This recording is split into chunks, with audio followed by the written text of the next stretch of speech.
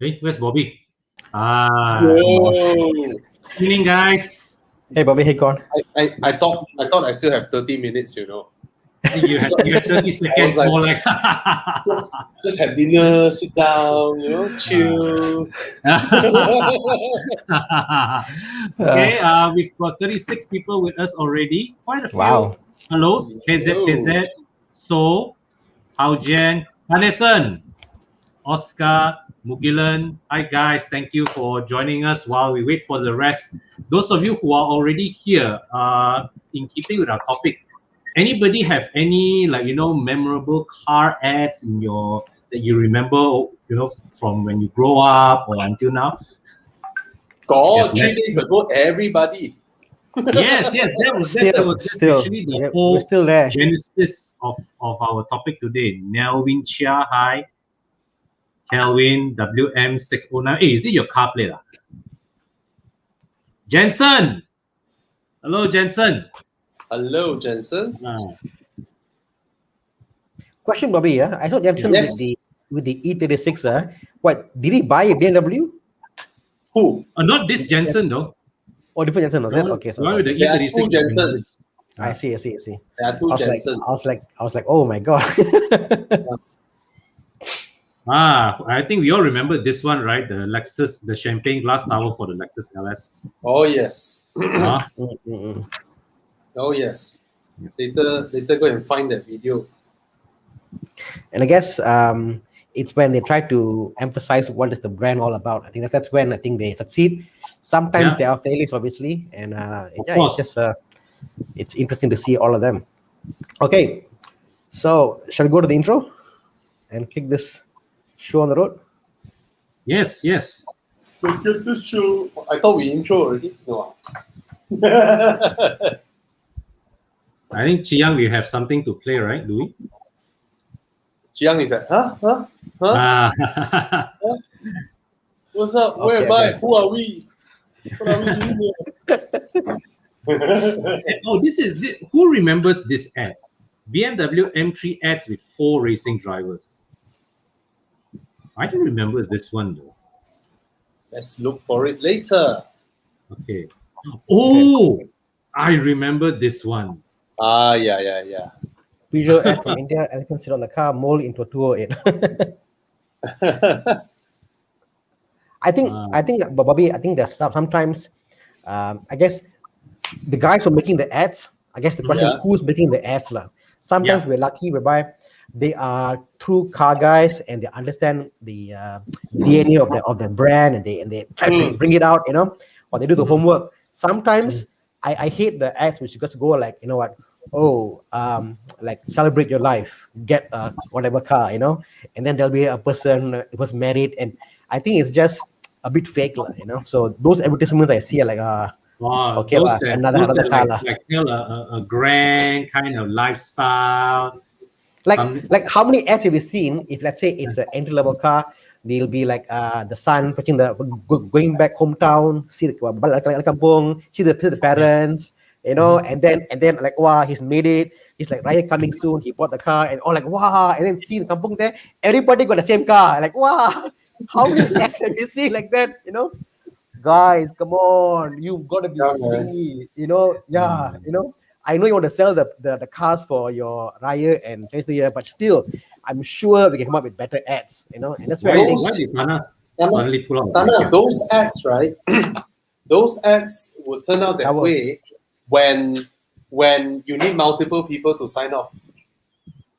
And you need everybody to like, this is safe for me to put my signature here. If not, I might get myself into trouble, Those ads turn out like that one. Yeah, and I think if like in a big company, I mean, I work in MNC, Bobby. A lot of times where decisions are made when you can exhibit that you have covered the basis. Like, okay, I've done this due diligence. I mean, a lot of money you pay is to pay an external consultant for a consultant to verify we're not screwing up, and no one's taking chance or risk. And I think that's where today's ad comes to play. It's when you took a chance, took a risk, by just to push what is the border of legality. Yeah, and the thing is that, right, at one point that I think people need to understand, right, is that the whole side mirror ad that we saw over the weekend, right? It's not by the brand principal, it's from the dealers. It was Bauer who started it. All right. Then Cycle and Carriage replied, and then there was another Mercedes dealer in Johor who replied it. The one with the F10 on the going up the flatbed. But personally, I thought the Cycle and Carriage one was a bit more witty lah, the way they replied it. Showing us. So this is the first one. This is the first one. Yeah. So I guess let's start with the first one. The first one, the first one was that, and second one was the one with the logo. Yes. Yeah, this was second. Yeah, this one is because it's Mercedes, it's Cycle and Carriage punya ad ma. So they picked up on the fact that the blind spot indicator on the BMW ad was not lighting up. Yeah, but isn't it readers that pick it up lah? Yeah, but isn't this bad because they kind of helping BMW show it works. But the thing is that, right? No, this is a Mercedes side mirror. Okay, sorry, yeah. But actually, right? Okay. This one perfectly okay. Yeah. Actually, right? Going a bit nerd direction lah. Actually, I think if I remember correctly, when you overtake, the blind spot monitor recognizes it and does not flash. If you can see the car on the side, that means it's not a blind spot, isn't it? Technically. That's true. No, it's called a blind spot monitor as long as it's a range lah. Yeah. Near your rear vicinity. Yeah. Doesn't need to be a range. It doesn't need to be a blind spot. That's true. As long as it's like there, in any time they can zoom past you, it will light up. Anyway, we have a lot of questions. Let's not miss those who throw questions. Right? Correct. I started this. If you bought an M8 brand today, good for you. How do I compare? There's no comparison lah. Cannot compare. Yeah, they went very fast. And as Asao, you didn't buy a 850i, M850i lor. The one you pay 1 million and then you are not included. You are not accepted into the M club. Yeah. And 15 years later or 20 years later, my car will worth more than the M8 brand today. Ouch. That is true. That is true. There's no denying that. It's true. A45. Buy. Yep. Buy. Fast. Buy. Expander. Buy. I'm okay with the car except I think the third row seat. Like, must be careful when you close the seat because there is no spring. Yeah. Both you and Chris V picked up on that. Okay. But if you compare the Expander to its range, right, it drives the best, Oh yeah, that's fantastic. But I think, Bobby, I honestly feel the clip was installed wrongly. It's the other way around because the clip is there, but it doesn't sync. So I don't know why. Maybe it's the unit that we got. Maybe I don't know, guys. Go and check out the showroom. Maybe our unit was faulty. I don't know. Okay.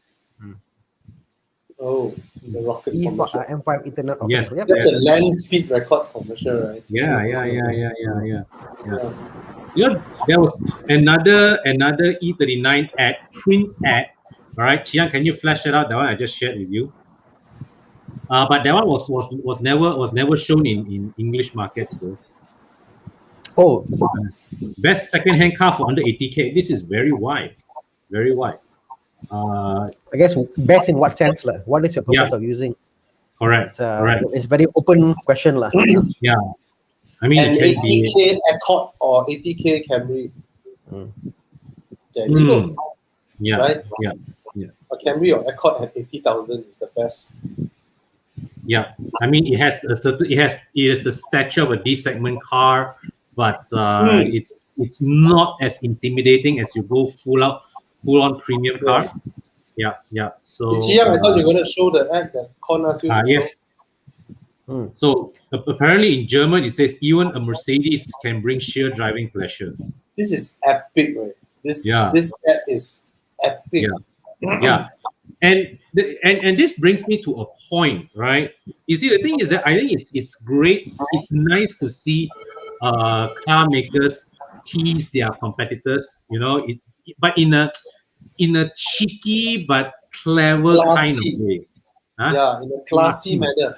Very Even friendly. Mercedes people saw this, they will smile. Yes, yes, They'll be yes, like, yes, yes, they'll be like, bugger, let's get back at them. yes, yes, yes. Mm.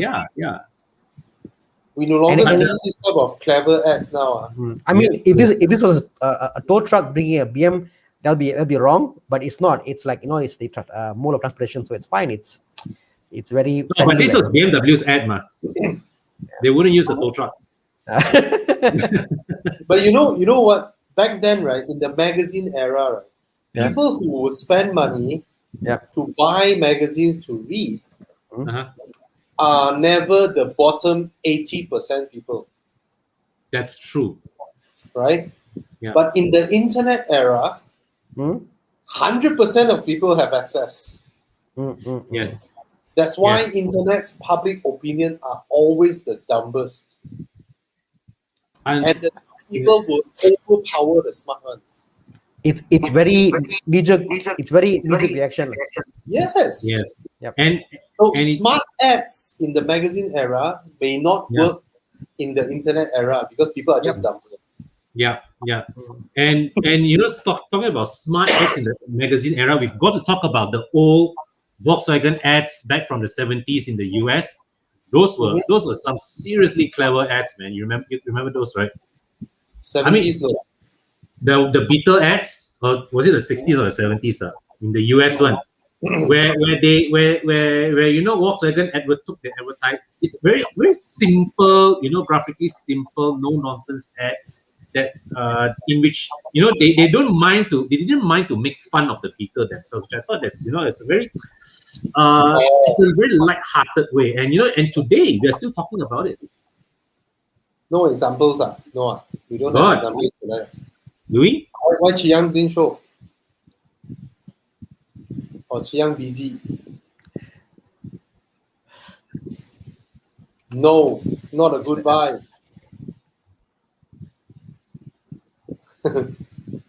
X Drive 40E. Oh, that's a good ad. The MX-5 being balanced. Yes. Hmm. The Volvo being stacked up. Oh Yes. yes, man. Oh yeah. Then this one, Jay Jacta, finding the radiator. Oh, Chiang, that's the one. Yes, this one. okay. Yeah. Yeah. So I remember this one went up during into our group. Some Yeah. people were saying that were wondering whether this is a real Volkswagen ad or not. And well, because we all know the Beetle engine was at the back of the car, it was air cooled, so it's actually impossible for the Beetle to overheat like this. Clever. And yeah, very very clever, very very clever. Very clever ad. Yes. But I guess this is trying to what is it trying to say that Beetles don't overheat, or trying to say that if you know that the engine is in the back, because It's both. So and I guess No, you're right, it's man. clever in a way whereby if you do not know Beetle engine layout, you will see a car break down, Yeah. and then it says impossible. Yeah, impossible right? to put on. But if you know your Beetle, Mm. means you know your cars, you know Double that impossible. there are no cars that you know that there are no cars that are impossible to break down, and Yeah. yet you smile at the fact that opening the front bonnet and seeing a white smoke below coming out is impossible in the Beetle. So it's a very clever ad. Very, Very very clever. clever. Eugene Yeah. has an alternate theory.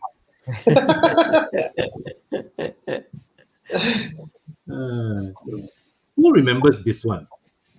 Safiro Program 3.0 TV ad, start car already, no vibration on the glass. Oh, yeah, I remember. It was the there was a glass of water and it didn't shake, Yeah, very You know solid car. the Safiro program, right? The engine, the time, because back then my grandpa bought a Nissan Bluebird. Yeah. So that time Bluebird is like same category with Camry Accord, right? And then when Nissan brought in the Safiro is like the upgrade path for Camry Accord owners, right? Yes. That time Safiro they sent my grandpa a VCR tape. This was And the then, this was the rear-wheel drive Zafiro or the next one. It was the I rear-wheel drive. kind of forgotten, but they sent us the tape. The tape shows that they took the VQ engine out of the Zafiro and then put it into a light plane, and the plane flew. That was a brilliant execution. It's an actual thing that they did, you know. The tape is just recording that ad only. It's just amazing. They sent to our house. It really made it really made it really was it really made for the whole experience, right? It contributed to the experience. It made it feel special. Yeah. Okay. Come. Initial D is the ad for the AE86. Can't argue with that. Very, very successful. Cannot argue with that. Cannot argue. And the best when it's not Buy the car. intentional, right? When it's not intentional, right? Yeah. It becomes a cult. Yeah. No Theophilus, no people who buy the Laguna Taraf are idiots. I guess it also, if you talk about initial D, then branding and placement in cars, in like MCU now, you see everywhere Audi is there. Do you think people will end up will pay more attention to cars in shows or cars in advertisement? Bobby? You mean what? Cars? Like you see that the Iron Man was very much linked to the R8, you know, and throughout the MCU universe, Marvel Cinematic Universe, you'll see the Audi's place there. And the question is, because is it important? Is it something that's really important today? Because the Tony Stark and R8, yeah, definitely it made it, you know. But everywhere else, you see the car, you're like, yeah, I see the car, but will I buy an Audi because I saw it in Spider-Man, for example, you know?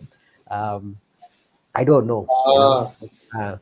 I think few cars made it like James Bond in what I call in the BMW. That was great. The Z4, the 7 Series. Yes. That was iconic. When it made to an advertisement also, that link back. And don't forget the Bond's endless association with the DD5. And I think advertisements should be trying to invoke a memory or invoke a feeling. So like when you drive a 7 Series back then, like, oh, I feel like James Bond, or Z4, James Bond, you know, feeling is there. Or let's say I drive a Myvi, for example. It's like when first came out, it was like, wow, Myvi is so different, so unique. Remember that everything about Myvi was like the car was going in the streets and everybody was looking at the Myvi and they're rushing to see the Myvi, because at that point in time, cars were so bland. And Myvi was groundbreaking at the point in time. For the first time, a local car came out and it was different. So there was a memory. I remember in 2006 for the Myvi, it was unique. So the memory must be there, you know. So I think the feeling is what's important in advertisements. I think when it comes to movie, right?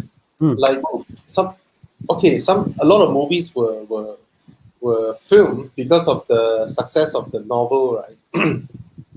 And in the novel, the author giving the main character a certain type of car was actually to craft the character of that person, right? Correct. Like what was that series where there are werewolves and the vampires one? A lot of women love that. Twilight. Sorry, Twilight. Yes, in the novel, they give the character, the main character was said to be driving a Volvo, is to show that he is a non-assuming person, right? But when they do the cinema adaptation, right, they went to Volvo, become sponsor. Then all the latest, greatest Volvo all in the show. Then it becomes so weird. A show full of vampires and freaking Volvos. It's like what's going on, you know? It just went weird, you know. It just went weird when they do that, you know. And sometimes, like James Bond, of course we know James Bond, Aston Martin, right? Yep. Whether Aston Martin still need to pay James Bond or not, that one not sure really, But I remember there was one whereby Alfa Romeo also came in as sponsor when they launched the 159. So all the bad guys were driving 159s, and because Alpha paid for it, right? They need screen time, right? So you're like, you saw James Bond driving a freaking Aston Martin, driving so fast, so skillful, but a fucking 2.2 diesel Alpha 159 still behind one all the time. You're like, wow, all the trick driving, all the stunt driving, fly here, fly there, go into alleyway, and then the 159 still behind. You're like, what the hell? I think that was the first Daniel Craig movie, right? I believe so. Yeah.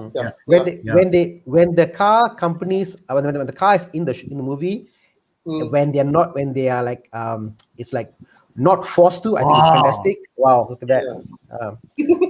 Like the Italian Job, for example, that's one thing. Like Italian Job, people will buy Mini for Italian Job. It's just it's amazing. Or Ronin. Ronin, I think wasn't purpose. I don't think Ronin was sponsored by Audi. That time. It's like they just use the car or something like that. Hitman, I'm sure they must be sponsored with Audi. Oh my god, that one! My god, that one! What nonsense, right? That one is like, that one really, I really cringe, right? That RS7, right? That scene is just, what the hell? The body panel of the RS7 pulling a helicopter. Wait, brother.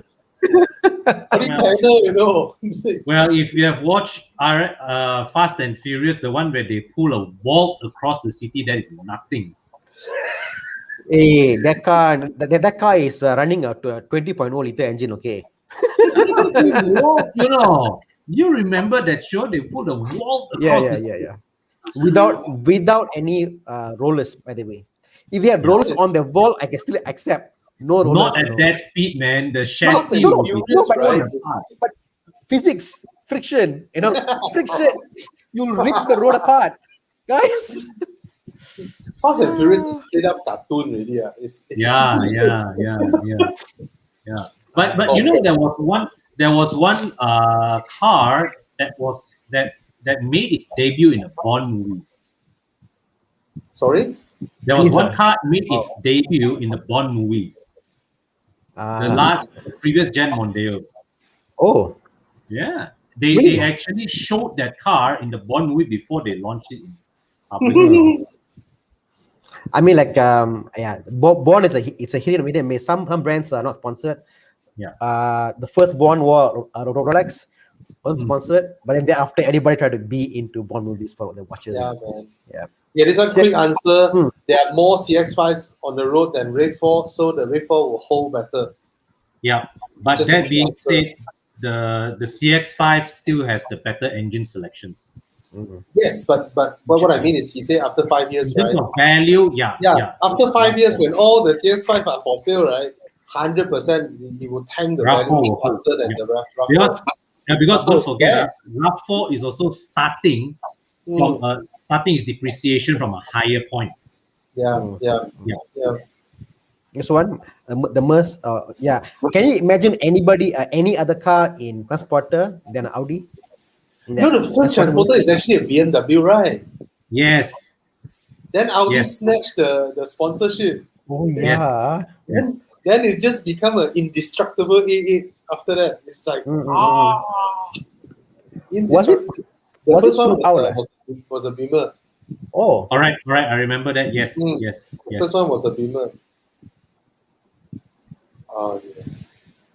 Wow. Okay, so just now you want to highlight this, or what? Wow, this is something I didn't know. Hands up. AMG Vision Gran Turismo built in bigger scale to fit Ben Affleck. Wow. Yeah. It's interesting. Like I know Dwayne Johnson.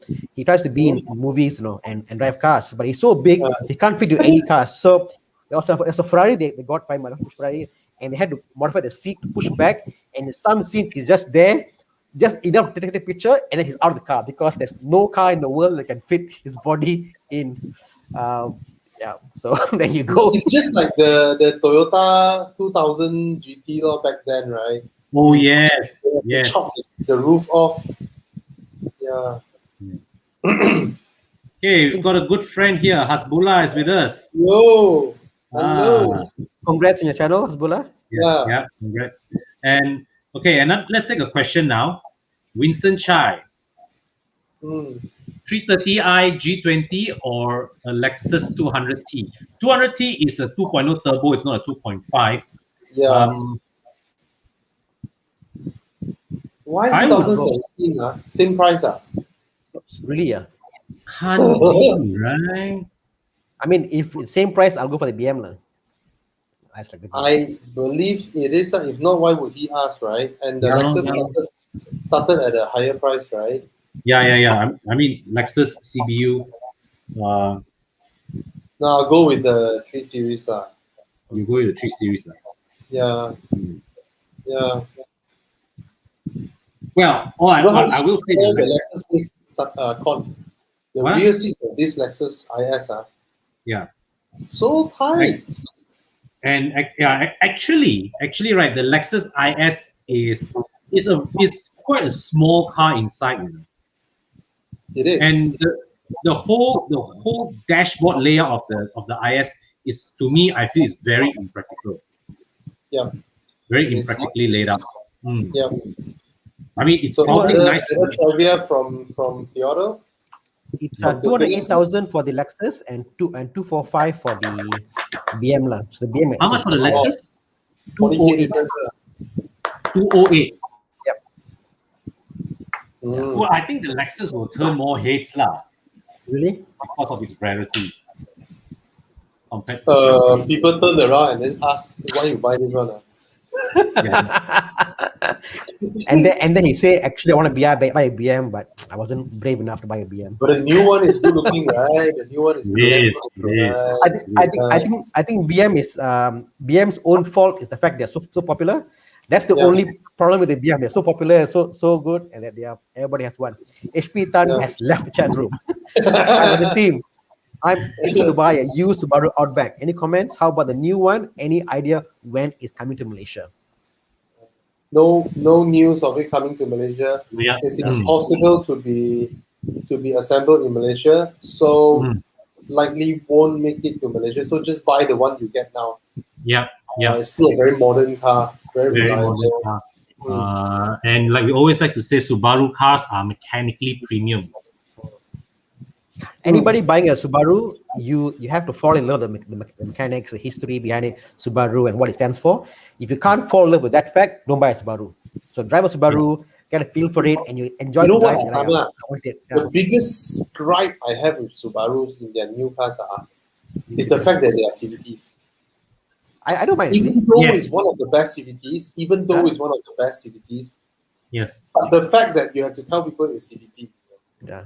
I don't mind actually, Bobby. I mean, personally, if I drive, I think it's fantastic. I don't mind it because I'm not going to go fast. But my gripe with the Subaru, any Subaru, is the interior. The interior is just what gets me. For the price I'm paying for, the interior, I just cannot. Subaru interiors seem to be stuck in the 90s, right? Can I say one thing? It's not ugly, right? It's just that they just don't change it. Yes. But you know what? Apparently that infotainment system we saw, that whole centerpiece, overseas is different. Over here is different. Apparently it's a different system that they use in Malaysia. It's a lower end quality, you know. But even with that, I just find that like I'm a person like I want to buy a Subaru. Like, Subaru, please take me. But they're not making me come there all the way. I'm like almost there, but like cannot. Like shit, really? Yeah. So please lah, do better. I want to buy a Subaru. X50 or used X1? Wow. Which used X1 are you talking about? This is really old, I guess. Really old. I think the current X1 used one is about that price already. Really? Yes. 100K or new? Not the current latest lah, but X1 has been around for a long time. The current model lah. Of course, pre-faced lah. Yeah. Right? Or wait for, I mean, if you love the XC40, then you wait lor. If you book an X50 now, you're not going to get your car anyway. Yeah. You're not going to get your car. You book now, right? You can wait for like another 6 months, maybe, provided someone sell used. Oh, Bobby, I checked the 2013 X1 diesel is 70K. If you want diesel. The X1 90K, right? Only buys you still the previous gen X1. Yeah. Right? You need to go 110K Baru, you are looking at the second gen X1. No, not 100 lah, 100. Yeah. Luxury But SUV. but the thing is that, right, if he is talking about X1 versus XC, X50 now and versus XC40 a few years later, you can buy the X1 now, all right, and in a few years later you trade up to the XC40, right? Because your XC40 is if your XC40 is your final goal, then buying the X1 is better because you are at the shallower part of the depreciation curve. Whereas if you buy the X50, you are going to lose more in terms of depreciation for the first 2 or 3 years. But you make it shallower. But in another 2 years, the X1 will not be able to qualify for loan. Yeah. Then it will drop significantly. Once I it's think, past year 2023, right? People cannot take loan, right? It will not hold at 60, 70K. It will fall down to 40, 30, and 30K. Once it's a cash buy. Once it is a cash buy. Yeah. You're looking at 50% of the value if you buy brand new in 5 years. So let's say you spend 100K on the car, in 5 years your equity, so to say, is 50K, which means you may get out of it zero with nothing like you sell the car, you are not losing money, you walk out of it. So so either way, I think the safer bet is buying new if you want to go to XC40. Okay, let's answer this one. Quick one. Best luxury SUV, 250K. Luxury. I think only the XC40 falls into this category. Yeah. Price point wise. Price point wise, yes. And if you are not a brand snob, you can go with the CX-8, CX-5 Turbo, Harrier. Yes. Yeah. If you're not a brand snob, but the thing is that actually at 250K, you're not really looking at a luxury SUV. You're looking at a premium SUV. I guess the question is, when you say luxury, is that luxury for you or luxury people looking at you? Luxury people looking at you, they must think, shit, this car is expensive, I can't buy it. That's for them. Luxury for you means you could buy an older Q5 for 90K. It's a luxury SUV and it's perfectly fine for you. You know. So I think define what you after. If you want luxury SUV, you can go use ones like Q5 and it's fantastic. But yeah, or a 2-year-old or 1+-year-old CX-9. If you're out to impress, it has to be a car that people will not buy. People know it's expensive, and it's like, wow, you bought this car. That's the luxury people to look at, Yeah. Grandis, don't lah, bro. Too old. It's too old. You wouldn't be able to find spare parts. Don't avoid. You might as well get an Estima. You can find parts everywhere. If you want an old MPV, no lah, not a Grandis. Too old. Okay, guys, shall we take a quick break after? Okay, quick one to answer MX-5 NA. Is it good to buy an MX-5 NA? Yes, but prices any MX-5. Prices are on the up. But 60, 70K, will you MX-5 or Z4? Z4 lah, Z4. Z4. Right? It's about 60 plus. You see, the thing is that, right, at 60K to 70K, I'm sure both of them handle well, but with a Z4 at 60K, I get a 6-cylinder engine. With MX-5 NA at that same value, I'm getting a 1.6 or 1.8. Oh, Forester so cheap. 630 base spec Forester means like cheaper the current promotion. Well, this really depends on Forester is a bigger car. It's CRV mechanically superior. Superior. And I would get a Forester over a CX-30 lah. No questions for me either. No questions. Better car. Yeah. Okay. Last one lah. Last one. For me, CX-9. CX-9 for me. Same. Same. No challenge. No challenge. Oh. CX9, no challenge. Okay, guys. Okay, guys. Hey, how We'll be long is back. the break? I want to get drinks. We'll stretch it for you, lor. I will sing, Bobby, for you. My throat is drying up. Okay, go ahead. Stay tuned, guys. When I switched to pro mileage, I got 47% of savings. I paid 790 for it. Compared to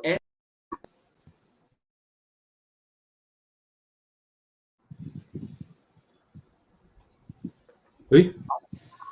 You're back. No, you're not back. You're going to. When I switched to pro mileage, in my case, I got 47% of savings for that time. Pro mileage was the only one that gave me 5,000 extra value to cover, yet still cheaper, a lot less.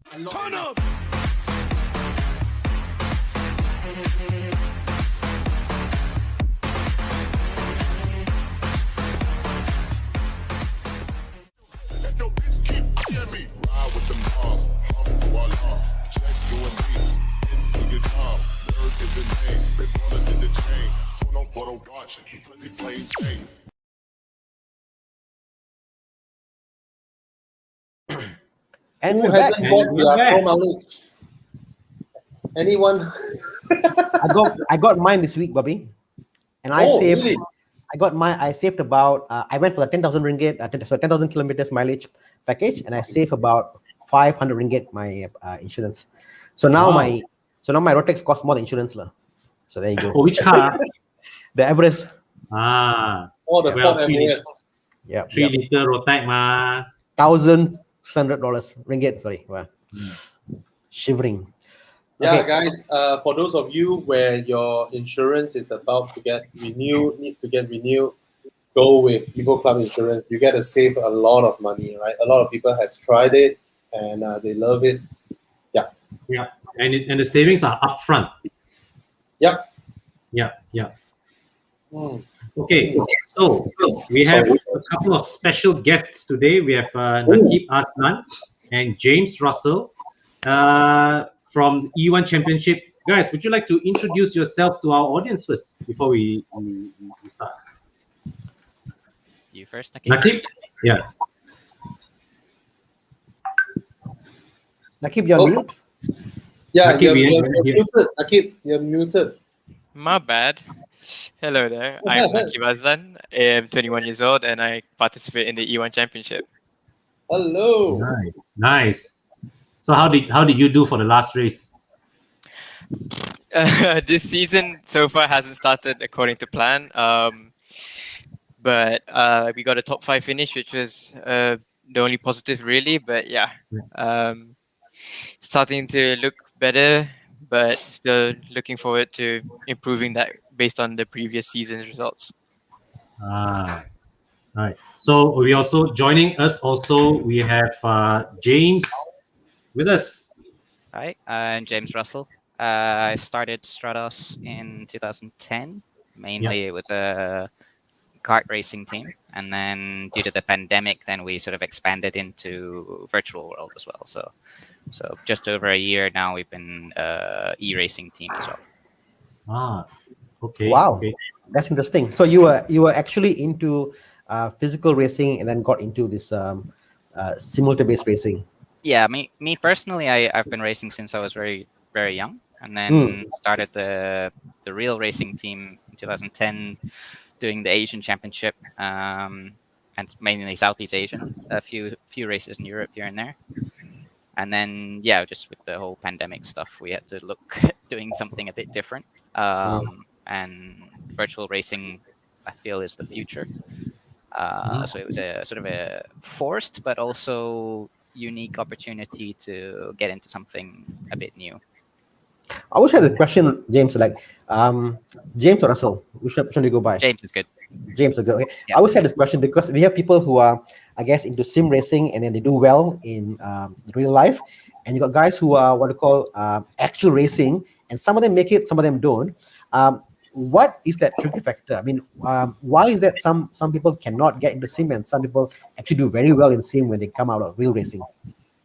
I feel I have spoken to Nakib about this many times, but Yeah. I feel like it's when you grow up in the real racing world, you have all of your senses working for you, right? You've got Yep. G forces, you can feel everything in the seat, you get the real sense of speed, and then when you get into a sim, half of your senses are numbed, and you're left with only your steering feel, your pedal feel, and eyesight or audio. Yeah. So going from virtual to real is a lot easier, I feel, Oh. because suddenly from having only 3 to 4 senses working, now you have 5 to 6, and you're getting a lot more information, and it's a lot easier to adapt. Whereas going vice versa it's almost like a handicap. Suddenly you have less things to do, or less things Is to it feel. is it like almost like when you prepare for exam and you're like prepared, and then you go to the real exam, you're like, because you have done it so many times before, and you have other things, like for example the weather or like whatever happened that day, but you're prepared and you're like all the others are just overlays. It kind of makes you a better driver having the real experience of wind, air, the G-force, when you go to the real world, I guess. Yeah, I think it's a bit of that. I think that's sort of what I mean. Like when they go from like Nakib, the first time he got into a cart or in a car, Yeah. he just instantly was fast. Like there was Yeah. no learning phase. There was nothing. It was just bang, he's there on the Yeah. pace and setting the same times as the guys who've been doing it all their lives. So I think Amazing. for those people, in myself included, it's quite frustrating. But it does show like a real sort of They know the possibility lines and for. all that. Yeah. Oh yeah, that's even just the basics, but they're way more advanced than that, and it shows that there's a actual avenue now for people to get into racing, and it's through the virtual world. Yeah. Nakib, And you Nakib, sorry, Nakib, how old are you, by the way? How old am I? I'm turning Yeah. 21 this year. So question, your first experience driving a car must be, was it after you start sim racing or before? So that's the interesting thing. I've basically been driving sim, games basically my whole life. Ever since I was this height, maybe I was playing games. So I've been driving cars basically my whole life. And Yeah. yeah, I only drove my first real life car when I was probably 17. Wow. wow. Well, which is the legal age. Yes, correct. Yeah. But that day I was observing, right, the race. I noticed that all of you, you and your competitors, right, the racing lines that you guys take during the race are almost exactly like real racing drivers. I think that's what people don't really see before this, at least. That us sim racers, like to take it seriously, and all of us have the same dream of actually becoming real life drivers. So the effort that we put into sim racing is, if the same or if not more than what real life drivers are able to do. Correct. Correct. So that's why you see the level of racing that we have in sim racing is remarkably high, something that you can't really get in real life driving, which is And an advantage I see to sim racing. and fact is, you can practice way more than any driver who is honing their skill on a real track. Yeah, exactly. Real life drivers can only dream about driving, I don't know, 5 hours a day, but we're Exactly, doing right? it at home. You So don't yeah. you don't have to worry about fuel costs. You don't have to worry about tire costs, Yeah, track rental, right? You hit the all of wall, that you is press the reset button, and you're off again. exactly. It's a huge advantage I think that sim racing has. But yeah, as you can see here, some videos of the Yeah. E1 Championship. These cars are super hard to drive as well, so it requires a lot of practice actually. Nakib, just now you said you also raced in real life already. You've tried driving in a real track, right? So Uh, transitioning from did you? Yes, I've started real life So racing at least this year. so transitioning from racing on the sim Hmm. to racing on an actual track. Now you will be in an environment where you actually feel the G forces, and based on what a lot of right drivers tell me, it is very tiring. So how do you prepare yourself physically for that transition? Physically, I think just go to the gym and pick up some weights. It's really Yeah. not that hard. I think you just have to be disciplined with yourself. Mhm. Of course, sim racing you don't really require that physical needs, but real life driving you do. So I'm going for runs every now and then, going to the gym. Mm. I think the main strength that you really need in racing is your core and basically your neck, because that's what the risk that you take when, if you, let's say, have an accident, that's what holds you and make sure you're in line. So yeah, I think easier said than done, but yeah, definitely just working out every now and then. One thing I noticed is that I mean, you mentioned that about your what you need, like James. I noticed that when I try to do sim racing, I find that you need to be focused all the time, and it's hard. It's hard to do like continuous half an hour for me at least, to try it out, because one small slip and next thing you know, it's twitchy. You are off the track, or it's really really hard. And I almost feel that it's more forgiving on real life opposed to sim. What do you think about that, James? I would agree. Yeah. Yeah. I think this because of what I was saying before, right? Where now you're limited with your inputs. So not having the adrenaline of being in an actual car and having those extra inputs makes you have to focus so much harder on the inputs that you do have, which is mainly visual as well, right? We're looking at a screen and trying to get as much information from that screen as we can, and then without the adrenaline and the excitement of being in an actual car and having that sort of extra excitement out of that, it forces you to really, really focus. And that then, if you can do that, when you jump into the actual thing, it suddenly becomes so much easier. Yeah. The mental game is hard. I remember like, I mean, I guess we only have F1. I mean, Sepang track here. I remember I think like 50 times I did reset, just to get over the first three corners, because it was hard. So got a comment here from Ivan. I have said with Lakib, a lot of potential. He can lean on the car and know where the limit of grip is. Okay, Very if quality Ivan podcast. recognizes your Thank good you, driving, Ivan. you are good. I really appreciate that. For your information, I drove him in the Supra the other day for the Toyota Gazoo round. So yeah. Nice. Nice. So what other races are you guys in now? E1, and you guys were in Kazoo. What other races for your team?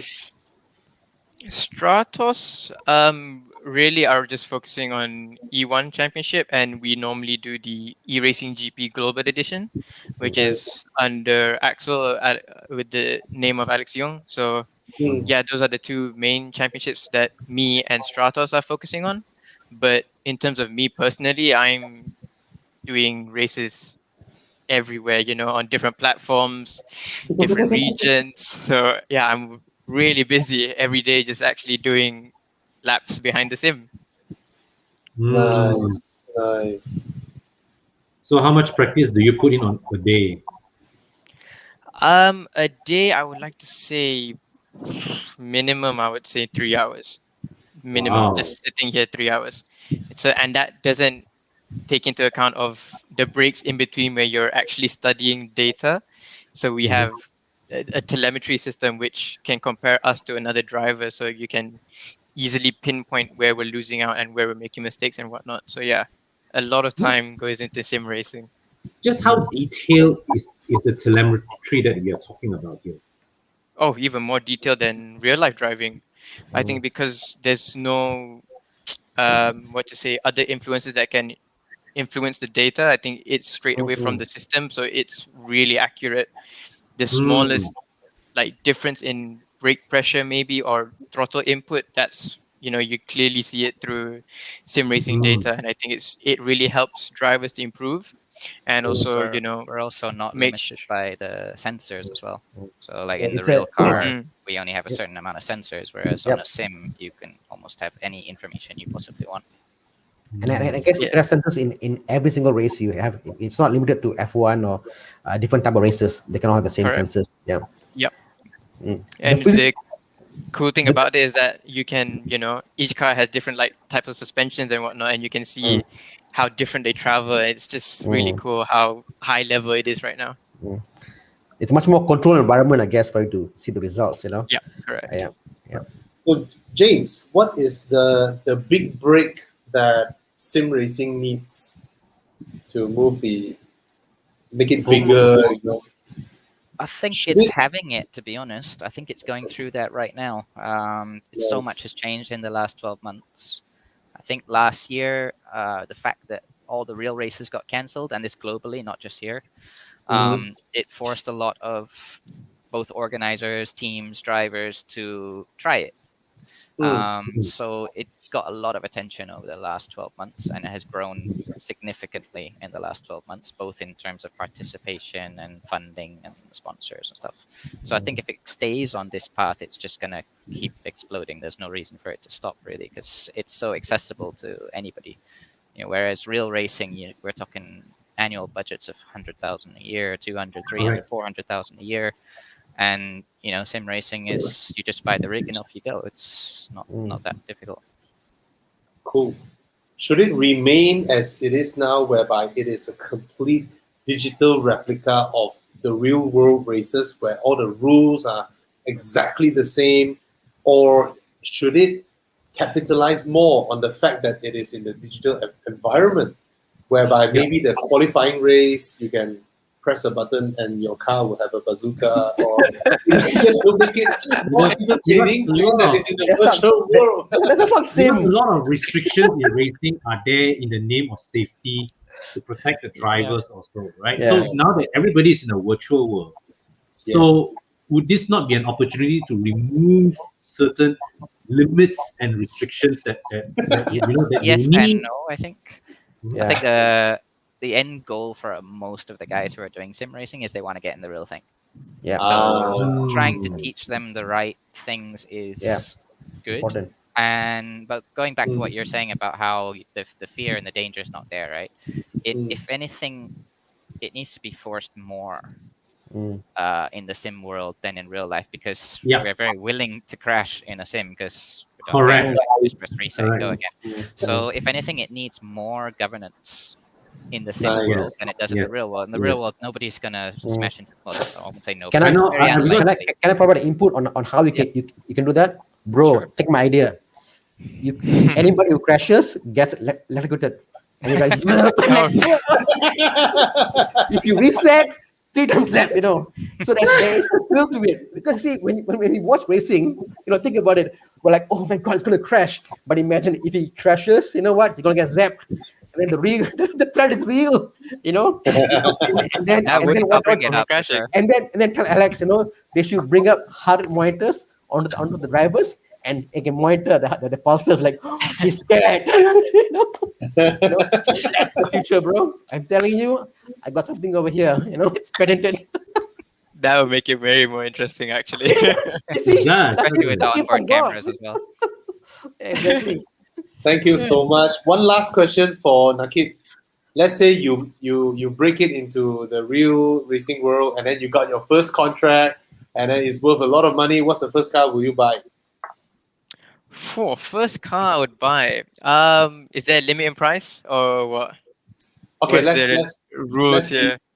Let's not be too crazy. Okay. Reasonable. You can range into the likes of, I don't know, Ferrari or whatnot. Yeah. If I really scored a big price, I think GT3 RS. This is a person with real driving blood in him. We have real driving blood. You're right, man. Yeah. So James, what about you, James? Yeah. Sorry. Me, when I get my commission from Nakib's big bonus, I will probably go for something more German, maybe a BMW M4, something like that. Why? Nice. Lovely, modest Despite choice. the nostrils. Yes. All right. Thank you so much. Thank you so much for your time, guys. Thanks for having us. Yeah. Good luck. Good luck with your next race. Yeah. All right. Thanks a lot.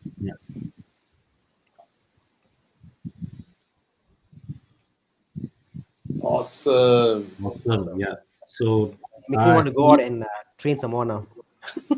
Oh, Nakib is back. hi Nakib, welcome back. Hello.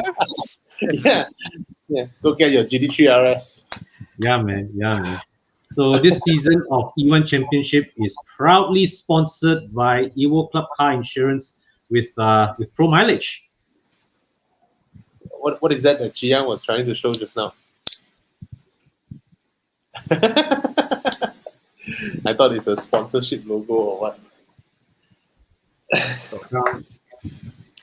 Ah, This is from last year. Yeah. no, I thought when Con was saying that we are the proud sponsors of this, then I thought there's a something to show. I was looking for our logo. Yeah. Anyway, Okay. Yeah. Come. Let's jump back into our questions. Yellow Lady, X5 or RX 350 facelift? brand new X5, I'll go X5 lah. Yeah. But if you're talking about the previous gen X5, then the Lexus RX for me. Ah, okay. Japanese K car. I think if you're talking about those parallel import Japanese K car, they are too overpriced for what they are. But it's fun. Yes. I mean, you're paying Honda Civic prices for a kanchen size car, you know. But well, no better way to show your wealth, I suppose. Cost to maintain BMW. Next question. First 5 years free. Cheaper what? First 5 years free. But I thought it's like they came with a different package, right? They can buy with a longer warranty and shorter warranty. Yes. But the thing is that, right, you take the package, you can factor it into your loan. It goes into your loan. So basically, right, like what Bobby likes to always say, when you put that into your loan, your cost of maintaining that car, everything is pao ka liao in that one payment every month.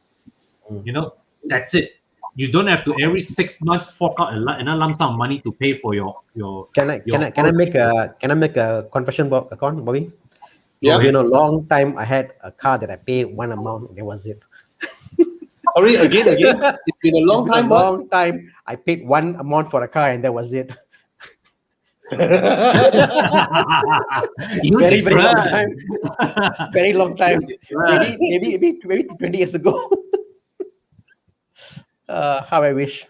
But yeah, but I can see it's nice. Like, just imagine paying one amount each month and that was it. That was your car price, insurance price. That was the car price, the maintenance price, everything A to Z. Yeah.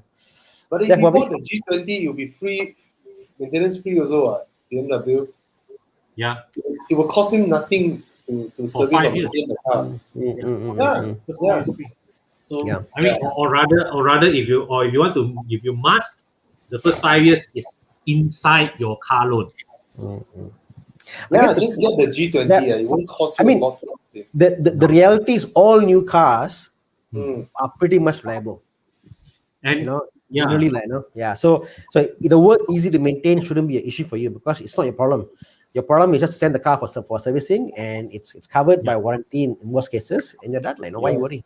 Go buy a new car. Don't think too much about it. Is that? Yeah. Easy instead and done. Okay. I spotted this one. Wait. Sorry. Bobby, can you click that again? This one. So a friend of ours in this industry, Tai Chui, his YouTube channel is all in Mandarin. He does Mandarin car reviews. So he just unveiled his brand new car yesterday. He bought a CX-8. Nice. I didn't know the CX-8 is 200K. It depends on which engine spec you take. He bought the mid-spec, the 2.5 mid-spec. 2.5, I think, with the individual seats, right? Individual seats, and then he added leather seats. He paid another 4 or 5K for leather seats. Yeah. So this guy was asking whether CX-8 is a good choice. Well, Tai Chui in the video specifically said that he wanted the CX-9. but the CX9 is 300K.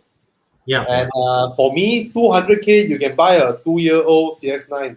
So he should have gotten a CX9 if that's the car he wanted with his same budget, because a 2-year-old CX9 is still under warranty, and there's no maintenance. Just buy a used car. But not everybody dares to buy a used car, lah, right? But So the CX, does the CX9 have the individual seats like the CX8?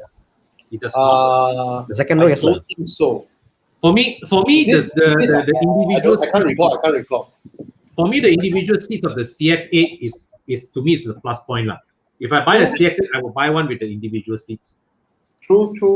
Right. True. I'm sure as a father of two, you would appreciate that having that luxury, right? If you want to force yourself to use if you want to force yourself to use the third row, right? Then you get the individual seats lah. No lah, I'm just imagining a scenario when my kids are a bit older than they are now. One is 9, one is 11, right? I give them one chair each on their own. I think it's just very cool on the long distance journey. True. I mean, you got the divider, what? This is the divide center and then it's fine line. Oh, the one with the divider it's an even higher spec. No, with the armrest. I mean, armrest comes that down. Was a higher spec. What Anna was saying, you have a full bench seat. You also put your child on each of them on one side, right? It's just that the middle is connected only, ma. Not connected is actually not big that of a selling point. Apart from the fact that you're forcing people, you're forcibly putting one person to the third row.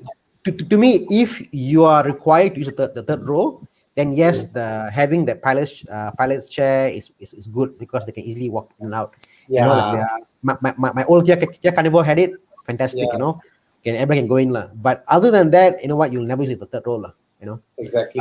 Most small families, you buy an SUV and all that, don't think about pilot seat. All that doesn't matter as long got comfortable seats, big enough, leather, more than enough lah. I tell you, my CX9 by the end of the first year, my third rows are almost permanently folded. Yep, your Xfinity. Yeah, that's his new car. Wow. He didn't censor his brake. Oh no, the world's gonna crumble. According to internet keyboard. Anyway. Yeah. Sorry, Con, let's continue to the question Yes. highlighted just now. Okay, come. Let's dream bigger a bit, okay? Vantage 07. Price is 240K, but an R8 209 is also around that price. Vantage lah. I mean, the R8 probably if you want to bring it on, if you really appreciate the mid-engine configuration, the balance of a mid-engine car, then yes, R8 perhaps. No, but I guess you buy these two cars are bought for one purpose lah. Is to flex lah.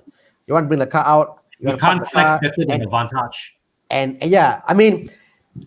Yeah, exactly. It's I mean, I was talking to Bobby the other day. I mean, I think I can afford to buy a Ferrari in my future, but I never thought I could afford to buy an Aston because I view the Aston brand name as something higher in my mindset, at least because in Malaysia. So in Malaysia, if you buy an Aston and you drive like, Aston, wow, something like, Audi, okay lah. What I said and done, Aston is an Aston, like, like Chris V once said to us, Bobby, if you had bought a Panamera, we were Bobby, you bought a Panamera. Okay lah, good lah. You bought an Aston now. when you told the group, Bobby, you bought an Aston, I was like, is he kidding? Is he joking? I still didn't believe he bought an Aston. So when everybody started saying like, wow, congrats, like, wow, really, he bought an Aston, like, So to me, it salute lah. It's something else, like, But actually, you come to think about it, right, Tana, the price that I pay, right, is sort of that of a brand new E-Class Coupe. Yeah, the price doesn't matter. That's what I'm saying. The price is immaterial. It's whether you have the balls to do it or not. If you got the balls to do it and you did it, you know what? You're rewarded with that. I think that's why it shows. Right. Tana, when you have visited enough workshops, right? Yeah. your antibody to broken down cars grow, right? You get more daring when I tell you.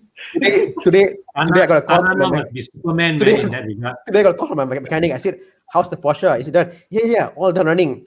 By the way, the brake servo failed. And I said, Hey, you're lucky it failed wait, in the workshop. wait. Then I said, how? Don't worry, you got a half cut. All the parts are there to replace. I said, good luck. Why asking me more?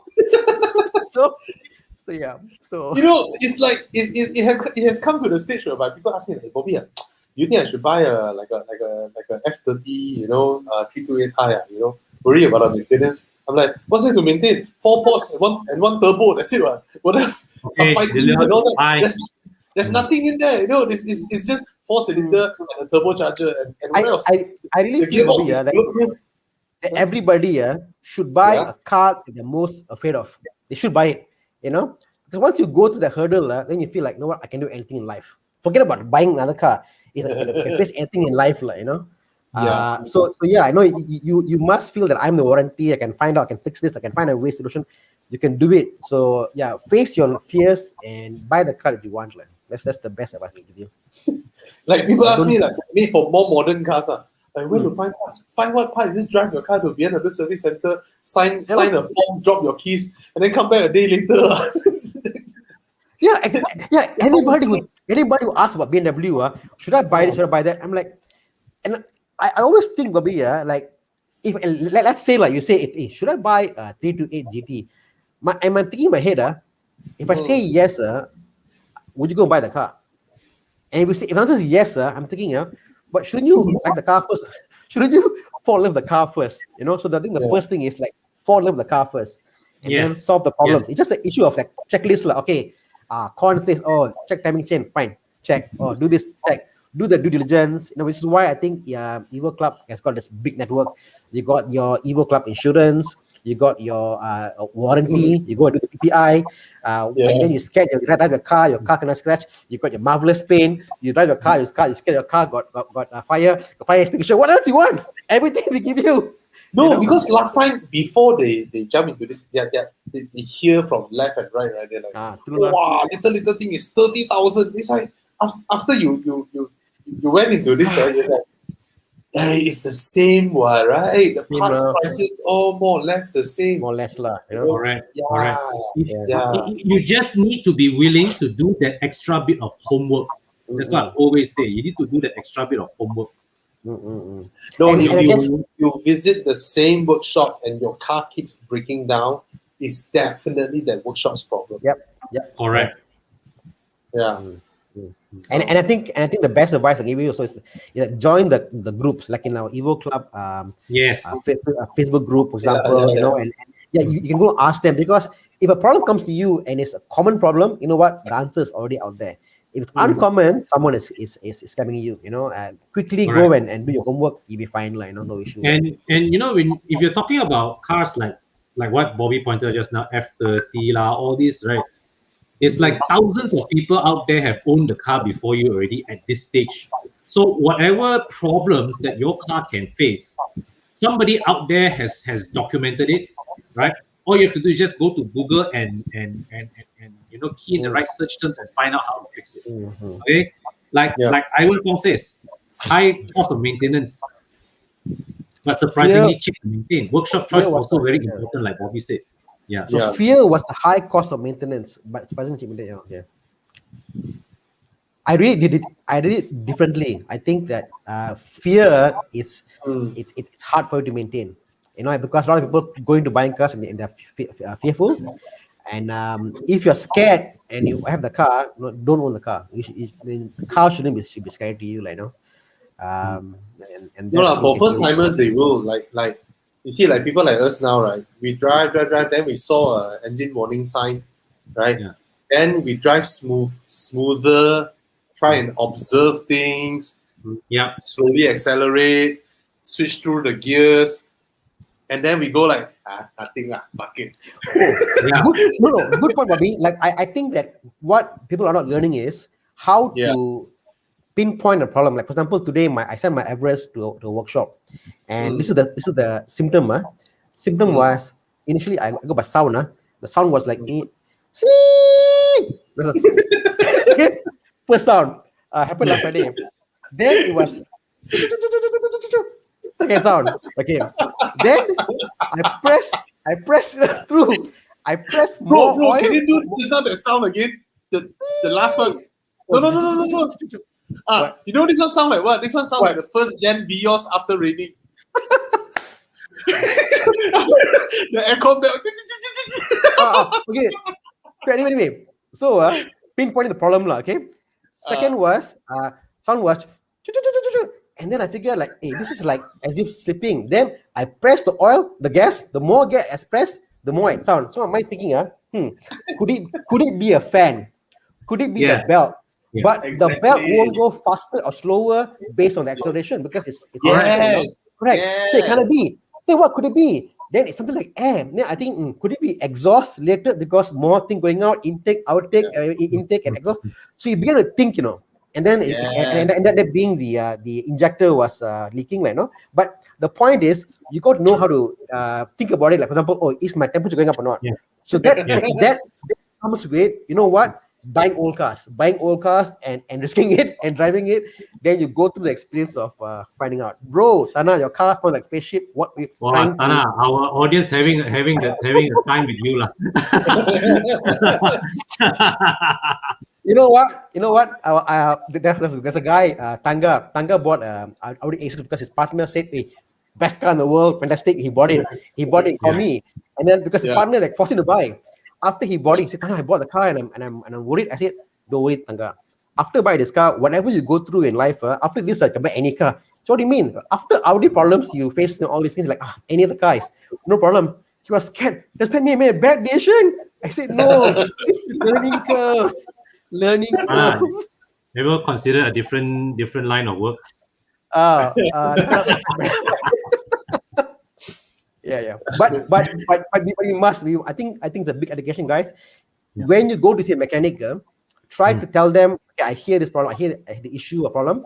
If they cannot explain to you in a logical manner, to come mechanic, because they're making you stupid. No mechanic should make you look stupid. They should tell you what the problems are, what happened, why I came to this conclusion, and what answer is. All right. So I think the important thing is, right, you own these cars. First, you must learn to be alert, but you never panic. Don't ever panic. Well, when you panic, right, means you'll be all sorts of things in your head. Like last week, or was it 2 weeks ago? It's last week. My car had come out the instrument cluster, transmission fail-safe program. 5 years ago, I see that kind of warning. Oh fuck! I would shit bricks already one. But when I saw it, I was like, hey, cannot be what. The last time I drove the car, gearbox was shifting smoothly what. No jerks. Cannot be a transmission problem one. But then again, because the transmission was on limb mode, the gearbox electronically locked itself to fourth gear. So I call insurance, tow the car to the workshop. And this is and I have to say, this workshop, Munich Precision in PJ, they are quite good. They they diagnose the problem right now. The thing is that transmission failure, you it's either 2+K to get a half cut or 5K to rebuild one. Cannot lari one lah. Okay. So this guy, they actually managed to trace the problem to the ABS module. The ABS module was sending wrong wheel speed sensors to the transmission control unit. So the transmission control unit got all these wonky readings, like go haywire, and decided, okay, I'm going to safe mode, and actually true enough, after they sort out the module, they tested the transmission is just running fine. But they also say that, hey, your fluid is time to change. I said, okay, transmission fluid changed. And see, the thing is this: those who have gotten especially BMWs, transmission malfunction or gearbox malfunction, you have to know it is translated from German, right? And to the Germans, it is either perfectly functioning or when something is wrong, it's a malfunction, right? Correct. So they literally tell you that, and then people over here, they freak out lah. So yes. And also mechanics, 10 years ago, not 10 years ago lah. 8 years ago, I almost invested into an Audi workshop. I think Tana, you might know which workshop it is. I almost invested in that workshop. So he wanted me to invest, to basically like buy over his share. He wanted to move to a bigger place and all that.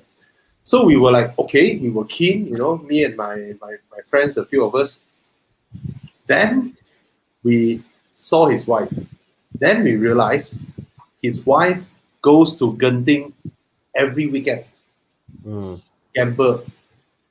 So habits like this, you have to understand. As a workshop owner, right, the rental of that factory lot easily 20K, right? Salary of their staff, 8 staff, 10 staff, right? They're easily another 30K, right? So they need the amount of business to pay every month, right? So Scully one weekend come down, lost 25,000 there. You think whose gearbox need to be rebuilt that week? Yep. I tell you, it's so easy, right? So that's some of the examples. And I think I always believe that find a mechanic of which loves the car or drives the car that you drive. For example, like Mike Yap is heavily into golf. He loves the cars. And you know what? People like them you can trust. Desmond, for example. There are few guys out there who really love their cars, and they will not abuse them. If the mechanic is not driving the car that you drive and there's no love for them, I don't know. Think twice, Tana, you know any mechanics who drive Aston Martin Rapida? I'm asking for a friend. No. Oh, one more thing. I have the policy, Bobby. People always ask, hey, I went to, I don't want to mention names, Okay, I went to this German SC, and the person, the SC, asked the SC there, and he said, hey, my car now doing this, how come it's is it normal? And the guy in the SC said, this is normal, ma. Correct. And they come back to me and they ask me, and I say, like, this isn't normal. And the thing is this, the guy in the SC is working there. He's probably like in their mid-20s. They don't drive the car that you drive. Yeah. Okay. You as a driver have been living the car daily. You know the small nuances, what's happening. Okay. So trust your gut more than the guy in the SC, because what you will pick out small differences. So if you go to a, let's say, outside workshop which are the same car, you know what, more often than not they will say, oh, this one I know, my car had the same issue. This is the problem, So just remember that, the SCs are fantastic in certain things, but small things they might not pick up, Okay, all right. Sorry, I never said anything wrong with here. No brand were involved here. Yeah. But that's a fair comment. I got back. So Ng Chi Ho says every state has a real quantity car expert. Joining car group and ask around, even including join the car group. Join the Evo Club. You will be surprised the wealth a person can get when you come here. Yes. And obviously we have the Evo Club. That's the workshops. We've got panels across Malaysia. Anywhere you are, you can find really trustworthy people, people to do PPI, pre-purchase inspection, as well as maintain your cars. You can't go wrong with this. Yeah. Okay, shall we take more car buying questions? Yes, a lot. Whereby the price is higher than a new Mercedes E300 and 370K. 8 months old. But it's a 7 Series though. Yeah. It's not crazy. Cost is worth. You should say it this way. It's only 50,000 more than an E class. Or you look at it from a percentage perspective, right? Yeah. 50. How many percent is 50,000 from 370K? It's like not even 20%, right? But I guess when you go in that range, it doesn't matter, lah. You're already 13.5% to be exact, Who cares? Yeah. Anna, Wow. what is BS? Black Series. Wow. Okay. That means just a question, lah. I would go this one, lah. Wow. I'll let Tana answer this one. I don't know. I mean, one's a Mercedes, one's a Porsche. One's a V8. So I stop there, The one's a Black Series, One's a Porsche. Still a Porsche. I don't care you black. I don't care you black whatever, like, the only car to me that will stand head and shoulders is if you have an AMG GT there. I say, oh, Excuse me, AMG sir. GT. Why does your taxi has a wide body? Yeah. So exactly, it's a Porsche. So, yeah. Porsche. I mean, car ownership experience. I think, to me, it's more than just owning the car. You own the car, you park the car, you look at it, you're like, oh, this looks beautiful. This is something that I like. Oh, You've actually made it. So to me, the Porsche is like, Porsche. Wow, this is surprising. SL55 AMG. 55 AMG is the 5.5 V8, right? Yes. 5.5 supercharged V8, right? Don't know NA or supercharged though. I think supercharged. Supercharged. I don't know. The 55 AMG has a more attractive. Okay, let's just put into categories lah. Sound. Okay. Who wins? Sound. You cannot beat the M5. M5. Cannot beat the E60. M5. Okay, so sound M5 win. Okay. Looks, which one win? I know answer it lah. I mean, of course, the SL is a more alluring car, right? So now we're tied. Looks wise, the SL win. Sound wise, the BM win. Okay. Which one is a chick magnet? Which one is a dude magnet? Chick magnet SL. Dude magnet for sure. Say again, what about? The you want chick magnet, it has to be the SL. Okay, so if you want girls, SL. If you want guys, go for the M5. M5. Answer the question already. Very true. Very true. Yeah. I will go for the SL. Yeah, I'll go with the SL. Yeah, me too. As much as I love the engine, right, I don't like the car. Yeah. The E60, the whole looks of it, I like it in the non M5 configuration, the stock, because it was unique, was different. I like it for being quirky and cheap enough, but to pay the maintenance price of the E60 M5, I don't know. No, Chiang then power the Wow. features that he's able to Well trained by HP, Chiang.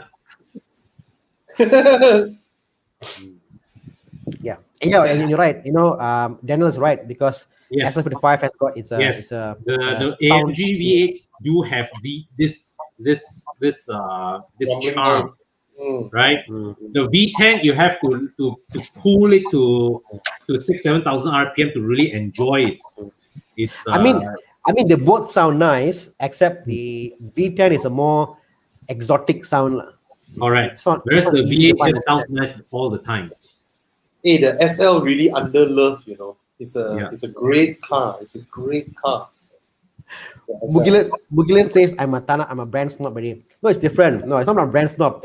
It's like when you're buying a car for the general public, you're buying a car because you like it and because you want to show you've made it. I think if you think what car is all about, it's just that. The other aspect is because you love the car. If you love the car, you know what? No one's questioning you. Buy whatever car that you want to get. Correct. Because you love the car, it doesn't matter who cares what they say. But if you're asking for the point of view of resale value of which car will people say looks better, which car has got the street cred, the brand comes to play. You put a Mercedes and you put a Porsche, unless the AMG GT against a Porsche, I'm like, what do you make now? But other than that, it's a Porsche, Tana, what I learned to help people differentiate now is during your first 3 months of purchase and into your third year of ownership. During the first 3 months of ownership, say again? Your first 3 months of ownership versus your third year of ownership. See, the first 3 months, correct. The first 3 months, the Black Series is bugger, right? By the 8-month first year, you're like, where am I going with this shit, like white body and all that. Whereas by the third year, you will still love your 911. Yeah, I'll give you an example, Bobby. Like now, we test cars, and I get to drive all these cars because I do videos for you guys, and after doing all these cars, my wife became her level of tolerance is very higher. It's like, oh, this car is only this one. How come this car got no So, I'm like, what the hell? Where did you become this snob? Her level is so high already. So now when we see a car, we are so numb by it. Our requirement is much higher. So it's like so that I can feel like, okay lah, this car is nice. I can almost envision after the first week of ownership, I'm going like, it's just a normal car. Yeah. So because we've driven all these cars, we can almost envision what you'll feel after the 1 year or one week lah, 2 weeks of car ownership. As motoring journalists are really, we you get so, it's not that we are sick of it, It's like we are so often we are judging cars that we couldn't afford, and then we go like, that car is shit. It's very difficult for us to like cars. But it's good because why? We are not like, for example, like when you go for a test drive, and this is the worst part. All of you guys, when you go test drive, doesn't matter Honda, Toyota, whatever car it is, you go there, you get the new car smell. The guy say, see the car, very nice, wow, nice, You only have the car for 10 minutes. In 10 minutes, you guys are making a decision to buy a car. In 10 freaking minutes, Where else we go like, okay, one day today we drive the car, first 10 minutes, okay, then 1 hour. So we are already past that whole honeymoon phase, so to say, quickly. Yeah. So we know what it's all about, and we're like, okay, now we very flat line with no biasness, give you a very proper answer what the car feeling is all about. Yeah. We don't get excited so easily anymore. Yeah. We answered that already. Okay. Goodbye. Bye. More questions? Mazda 6. What's your take on the diesel? I'll go for it. Why? Why, Connor? I always have a thing for diesel. I don't know. But you never tried diesel. I don't know why.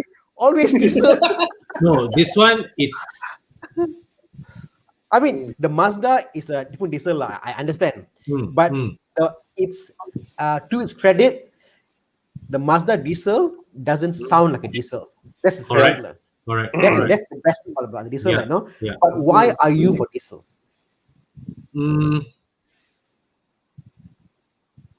I like the effortlessness of a diesel engine from the torque lah.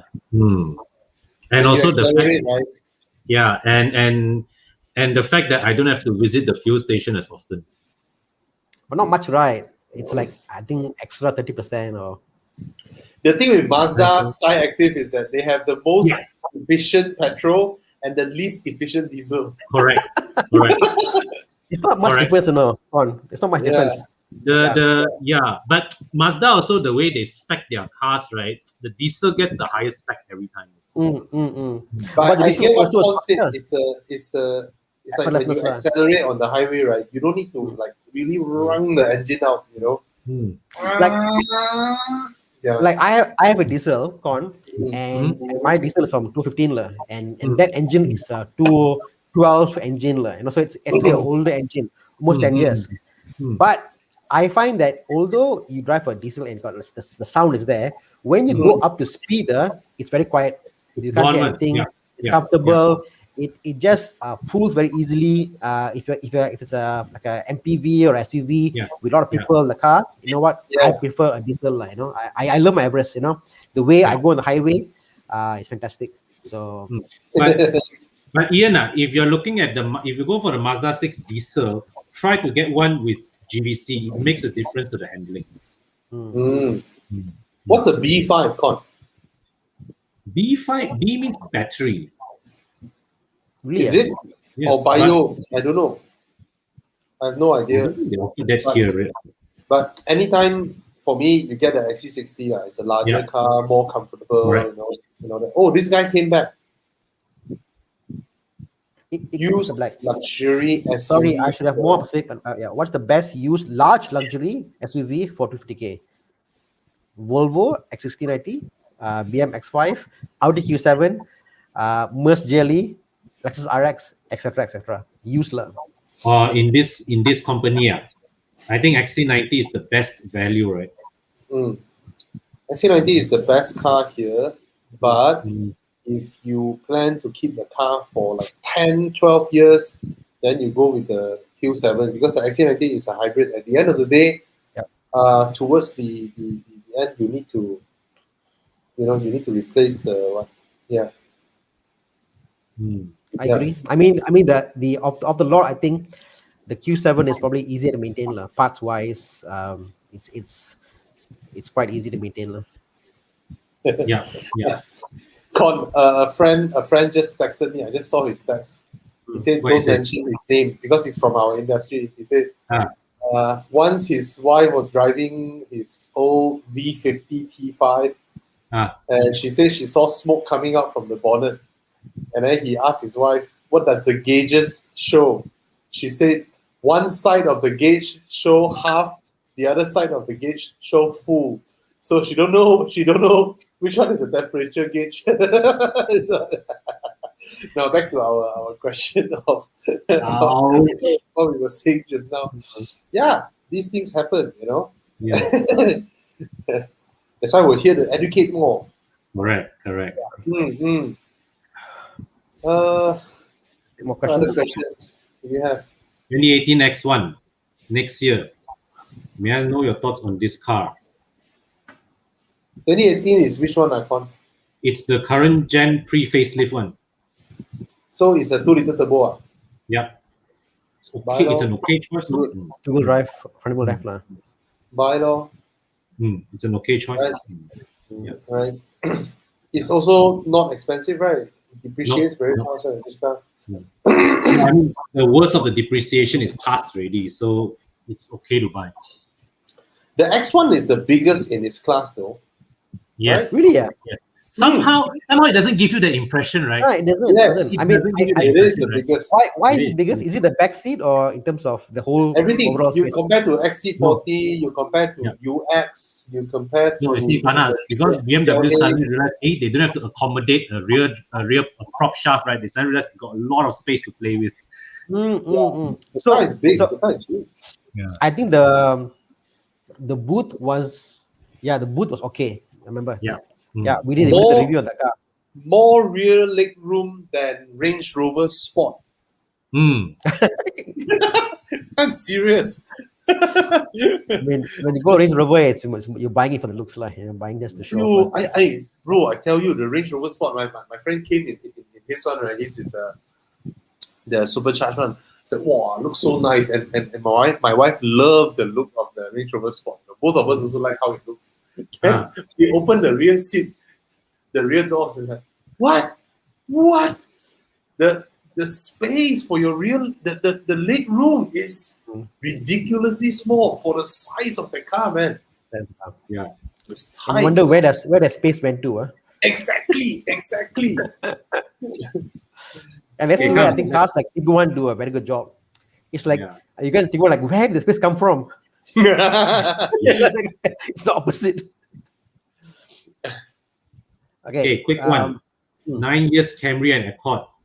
They are both easy to maintain. They are both easy to source parts. Which generation? 9 year. 9 year is the XV50. Yeah. Okay. Yeah. They are both okay. Of course, the Camry is slightly, but ever so slightly less temperamental, but they are both. Which Accord is a 9-year-old one? It's the Perdana Accord. Yes. No, don't buy the Accord way. The Perdana Accord, right? Oh. But that one is okay also one lah. It's okay also one. Wow. It's the one after that is better. The one after that is better. Way better. That one is beautiful, right? The Perdana Accord, that one is, wow, my God. That one, the interior has dated very badly. I freaking hate how the car looks. The car, I wouldn't go that far, but I would say that the interior is aged badly. Accord is just... Yeah. No for me, that one. Wow. Chia, this picture I took one, Wait, but that's the XV40 though. What year did the XV50 came out? 2012, lor. Yeah. On that year itself, Yeah.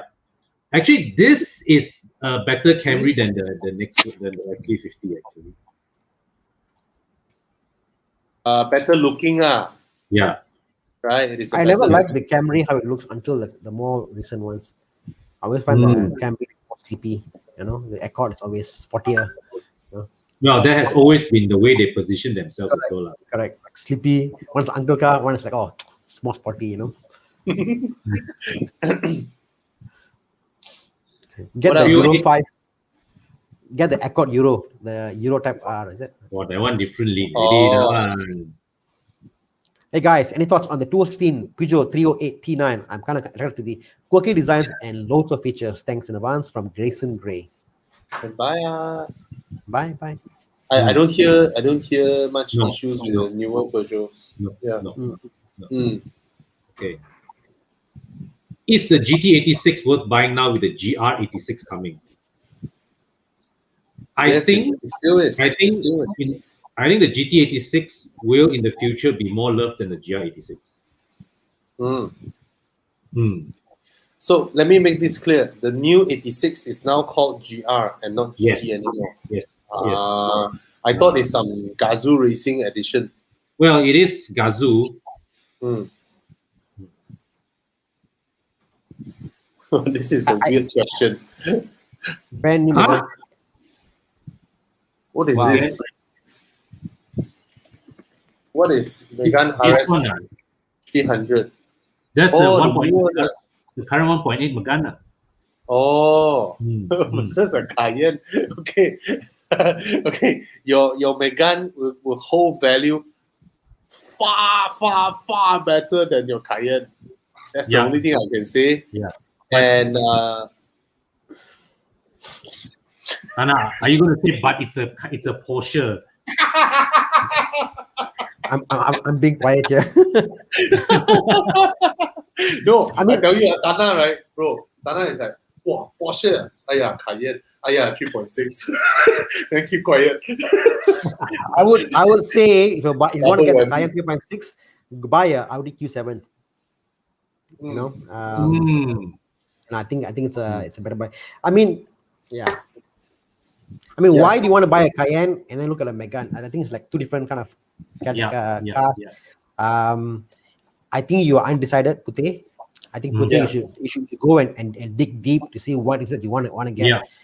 I think back to the question of like Con and Bobby asked you, like if you had to buy cars, you had to buy, let's say buy two cars, and the budget was you can buy a nicer car for family and a smaller car for a cheaper car for you, or you can buy a okay car for family and a better car for you. Everybody has got their own taste, and nothing wrong and nothing right. Correct? Yeah. I can tell you, Tana, when I see questions like that, right, I'm very certain that the Megane is the one in the heart, but the brain says the Cayenne is so much more car, So always follow your heart. Go with Then the you heart. never regret. Yeah. Follow your heart. Go with the heart. Okay, there are two questions. Can we take them at one go? Done. Mark 7.5 Golf 1.4, F20 BMW 118i. Then also we have another one looking at a Mini R. I think this is a typo, should be the R56 or the Mercedes A250. R56. Very old already, whoa. I'm going to assume that he's well, there's no Mini R58. True. 53, 56, or F56, right? Oh no, R58 is the coupe and the roadster. Oh, wow! If it is the roadster, then of course roadster lah, right? The coupe is please don't buy if you are No, out of that four cars, right? The not so good cars from the right brain, like space, comfort, handling, blah blah, and all that, right? Is the A250? It's very shoddy ride, bad build quality, blah blah blah, and all that. And then the 118 is like impractical boot, impractical rear seats, blah blah. The best car there is the Golf one. Spacious, comfortable, well built and all that, but characterless when compared to a Mini, for say, right? If you're looking at character, it's the Mini. I guess if you put on a scale and one end is being practical, the Golf is the most practical and comfortable and easy to use. And on the in between is like you want the brand of a BMW or a Merc, you buy that, okay lah, whatever. And then the other end is like different, unique. People see, they look at you like, wow, coupe, convertible. So yeah, and it's different. It's different. No, nothing right, nothing wrong, lah. Okay. But 850 is a normal car, lah, basically. You know, it's to me, it's about the price you pay, like normal, lah. You know? Okay. I'm going to just quickly go through this one. Go for the 3-liter CBU. Why bigger, better? Yeah. And honestly, at that point in time, CBU versus CKD BMW quality, there is a difference. I like the fact, I think the higher CC cars back then always came with better specs. You know, like the leather, the steering, everything was different, build quality wise. So for that purpose alone, like it's like mechanically, if the car want to upgrade into the engine, like you can do it. But interior to do up, it's very difficult to get. But you know what, Tana? That era, right? They always fuck it up with what, you know. The more luxury one, the inlays are the lacquered wood. And then the lowest one is the silver aluminium inlays that we all want. The lacquer wood.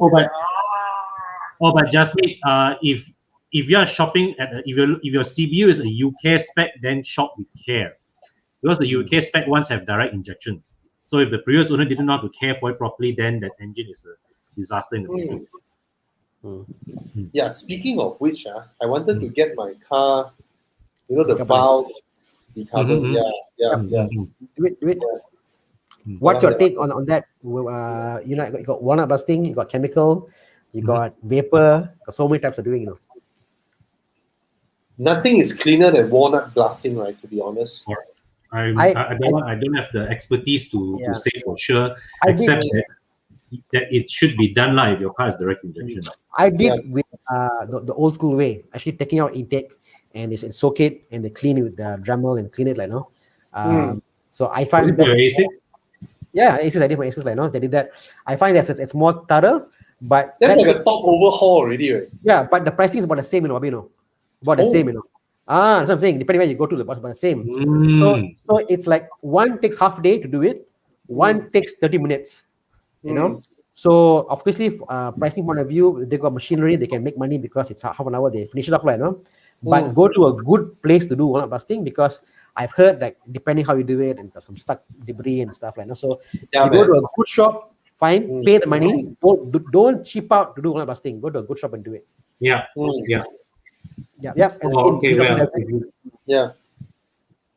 And I have to say this again, carbon is the biggest performance robbing thing in your engine, bar none. Carbon is the biggest enemy, seriously. Carbon dislodge, carbon accumulating, after accumulate they dislodge, they got stuck in your piston ring, they choke your piston, you know, you pull your basically you need to do an overhaul after that. You know what's the funny part, Bobby, for all this, like when I did my decarboning, the biggest impact of this, obviously, let's say of fuel and all that stuff is there. The biggest impact was, you know how at the edge of the valve, you know, where the valve sits on the engine block, because they soak and they clean all that stuff, so your throttle response is faster, you know. It's like you can feel almost that the way it opens up, and it just very quickly opens up. And but obviously this is now with newer cars, it's not an issue, because newer cars comes with port and direct injection, both combined, like a Toyota comes with it, VW comes with it, you know. But I think the in-between cars, like, you know, cars of that mid 2000s, all the German turbocharged are direct injection, right? Until now, like now no more. Now some they're of direct. the higher-end Audis have Audi and VAG engines. They use dual injection. So you have direct and port injection. So they solve the problem already. Your Aston is port injection, right? Port injection. That's why I say in the long run, my Aston would definitely be more reliable than my RS6. I believe you on that. It's super analog. It's like there's nothing except a lot of cylinders. There's no intercooler, no turbo piping, you know, don't have all that nonsense going on. It's just straightforward air, fuel, burn, exhaust, done. The only part is maybe things that are not made out of metal. All the vacuum hoses, the small things here and there. That's about it. at least the entire intake plenum is casted lah. It's not German cars. The whole thing is plastic, right? It's like Oh yeah. Yeah. Oh, why my whole airbox crack? Oh, because when you rev the engine shake and then the airbox crack. I said, what the hell, Germans? The whole thing made of plastic. I almost feel cars are made to expire, lah. You know, like some of Yeah. these. Oh yes. Oh yeah. yes. Oh yes. Slayer King DX says Mazda CX-5, Volvo XC60, or BM X3. Please help. Family car with 2 kids. XC60. I'll be happy with the Mazda or the Volvo lah. To me, all three are great cars. I mean, Yeah. if it's new, all three are really, really good. Yeah. Again, I have to say this: the Volvo is a hybrid, so it's fantastic. The specs, the comfort, the sound system, the performance, and all that. But you have to know lah. So if you plan to drive it really, really long, you really need to every day put like 3-4 ringgit into a to at the end of the day of 8 years, 9 years, you need to replace your battery. But the warranty goes up to 10 years now, right? Or 8 years of the battery. Yeah. So do take note on that. Other than that, it's a fantastic car. The specs just blow everything away. The specs, the infotainment, and all that. Yeah. Okay. And that's a good point, isn't it? It's like when you buy a car, it's about when you buy the car is very important. Like buying an XC60 in, let's say, in 5 years may not be the best idea, but buying today, what is still a good option to buy today. Yeah. Agreed. Oh, sorry. Never mind. Oh, this one is a quick answer. 2.9. That's it. Yeah. Yeah, the 2.9. Yeah. Or Range Rover Sport. It's still the Cayenne. 2.9. Still the Cayenne Cayenne. 2.9. Yeah. Mustang 5.0 or TTRS. Wow, this one. The TTRS will be a better driver's car, but if you want to turn heads, you can't use the Mustang. Today, my wife saw a Ford on the road. So beautiful, right? Yeah, yesterday we were going on the road and she's like, oh, what car is that? She said, sporty. I said, oh, that's a Ford. I said, that's a car I asked not get because for her car replacement, we're looking at the Ford 2.3 EcoBoost Mustang. And like, she said, oh, nice, not bad, not bad. And then I said, you are driving the Everest. I said, oh, it's also a Ford, What? It's a Ford, like, Ford, yeah. Then he passed by. There was a girl driving the car, and like, okay lah, girl driving the car. No lah, don't want anymore, like, So yeah, I think if the fact that the Ford logo is not there on the Mustang makes it. That's why they put GT. As a GT, correct? GT is there, that's the thing. I know the TT is a way better car, performance, driving, everything. Yes. Right? Yes. I'm not a TT guy. Look at my size. Imagine I step out from a TT. Yeah. And, yeah. Yeah. So I will go with the Ford Mustang. Yeah. Even though I know the TT is a way better car. The TT confirm will drive better. Every aspect is better.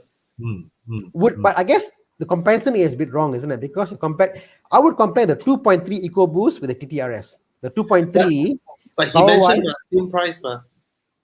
Okay, never mind.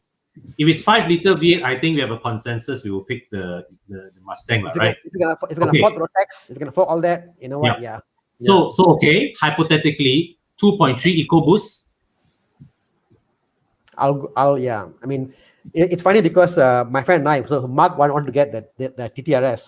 TTRS. He couldn't afford it. He bought a TT. So at that point, I was looking at the Mustang, you see. So he said, Tana, for you, a bit older, I think the Mustang suits you, For me, younger, I think TT suits me, So I think at the end of the day, it's about your character, your personality. All right. Like Bobby coming out of TTT looks silly. I say, Bobby, what's wrong with you, Bobby? Why you buy TTT? Doesn't suit you, Tana, you look at Mark. Mark's face is like so handsome, nice guy face, right? Yeah. I mean, if he step out from a Ford, right? The Ford Mustang, he'll be a playboy instantly. Yeah. Instantly Correct. explain that. Correct. Yeah. Correct. The TT fits his personality like a glove. I will have trust issues with people stepping out from a Mustang. Yeah, you think the guy's into MLM marketing, or he's into doing insurance, or what is he doing? Yes. But yeah, But yeah. aside from all this stigma, right, that car really looks good.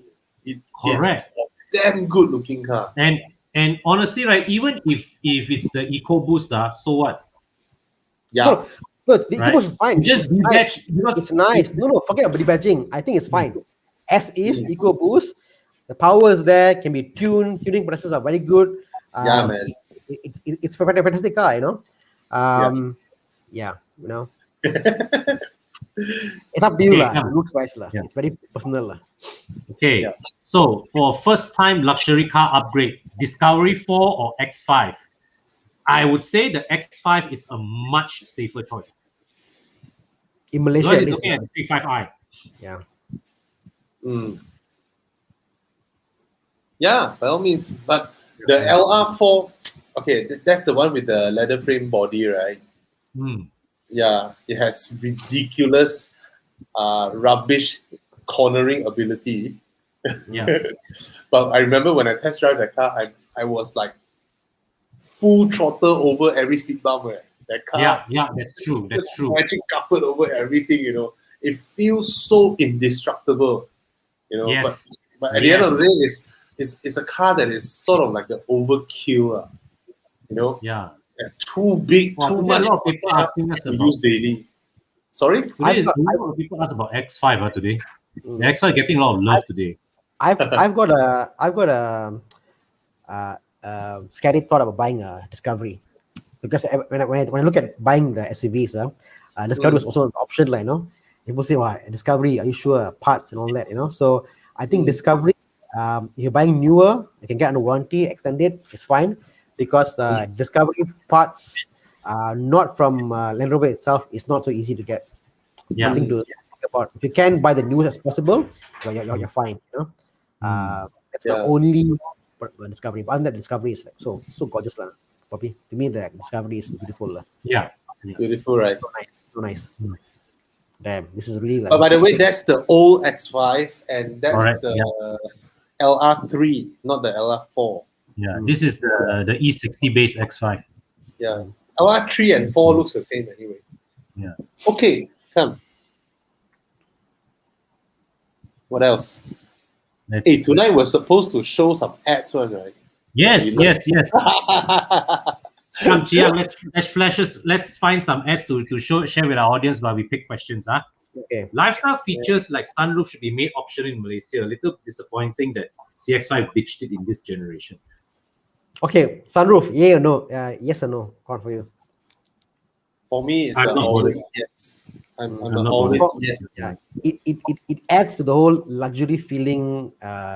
Panoramic roof for me is a always yes thing. So, but I mean, I don't know. For me, if it's there, it's there. If it doesn't come with the car, it doesn't bother me. But if it's there, one day it will leak water. One fine day it will. True. But to go deeper into Harish's question, right? Do you think lifestyle features like sunroof should be made optional in Malaysia?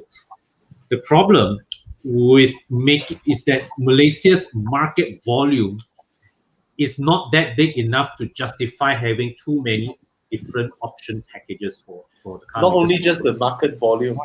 Actually, Malaysians are very, very lucky. The cars that we're buying, right, for the specs that we're getting, we're buying it at such a good price.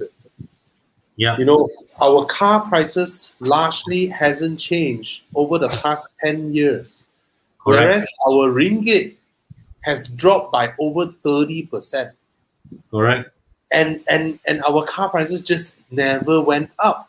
Yep. Yeah. We were so lucky, and the specs are still so high. Yeah. So the other day I made a post, and it's like Malaysians don't realize our car prices are now exactly the same as Australia car prices, where we once thought Australia cars are cheap. Now, when you compare spec to spec, par on par, right, we are buying cars at a very, very affordable price because For of the all luxury, these for the luxury weird, car market, isn't it? even up to I would say down to the kind of cars that are circa 150,000 you know, and above yeah. I tell you, on the specs that we're getting and all that, right, we're so lucky. But the reason this is possible is because of our CKD, right? Yes. And Malaysia has such a weird thing. So when it comes to CKD, right, you guys don't think that car making is such a straightforward thing. Like It's Burma's Malaysia can make every decision. Let me give an example of how things works. You know, make a phone call to Japan. Oh, we need to order for our next batch of CKD pads. And then Japan say, oh, okay, let me check. Okay, this is all I have. You want, you take. Yeah. They have no choice. They have absolutely no choice. Why? Factories take orders from multiple countries. And sometimes one country just went in with this order already. You have to queue behind. Correct. Right? And CKD, right, actually cost Mazda slightly more to arrange to purposely arrange the CKD packs and bring it into Malaysia than if they were to just, you know, straight up order together with other countries that are right-hand drive and enjoy the economies of scale and all that. So it's not as simple as we think that they can do whatever they want. They like to take out specs that they want. It's not that thing. You know. So it's not as strict. You see, like some will say that, hey, why don't the car maker just tell us, just spec that, oh, all my cars gonna come with PS4S tires. It's not that simple. Why they never specify their tire spec? Because sometimes Michelin will just tell you, sorry, no allocation, no quota for you. Then you have to go to Continental. Then Continental say, oh, I'm also full. Then you have to go to Bridgestone. It works that way. It is exactly like that. Yeah. So you have no choice. And actually, right, there was one car maker that told me when they CKD one of their pickup truck models, their cost became higher because pickup truck got no tax one, whether you CBU or CKD. Yes. So pickup truck was the one where they brought the CKD and said, hey, my CKD car is now more expensive than my CBU car. Yeah. So the only reason they CKD is because Malaysia requires an AP to bring in cars from other countries fully built. And of course, you have the industrial adjustment fund that gives back to the car makers if they assemble locally. Yeah. That helps them that when this fund is distributed to the each individual car, that's how the price of our car. And the total number of APs available this year is dependent on how many cars are assembled locally last year. Yeah. 10% of last year's total local assembly volume. Yeah. 10% of that will be converted into AP for imports this year. And out of the total, 70% goes to Perkema, the importers of 60% goes to Perkema, the importers of AP used cars. 40% left in Malaysia to be shared amongst Mercedes, BMW, Lexus, Land Rover, Jaguar, all these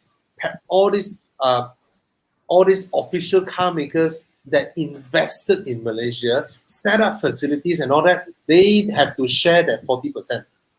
And just remember last year how long we were locked down, and this year how long we were locked down. So next year, you just imagine how many APs from that will be available. So we owe it to Proton and Perdua. We are allowed to bring cars from overseas because of them, because of making cars in Malaysia. No, actually, right? It's numbers wise, yeah. But that is also somewhat like not entirely up to date thinking, really, because the agenda of protecting the national cars were long over.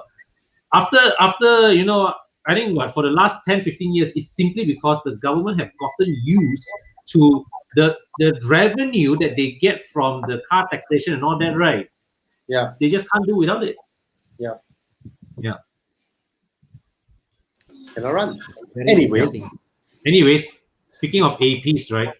So for weekend car, FD2, 86, RX8, or MRS is a better choice. Wait. Before that, suddenly Yeah. MRS is there.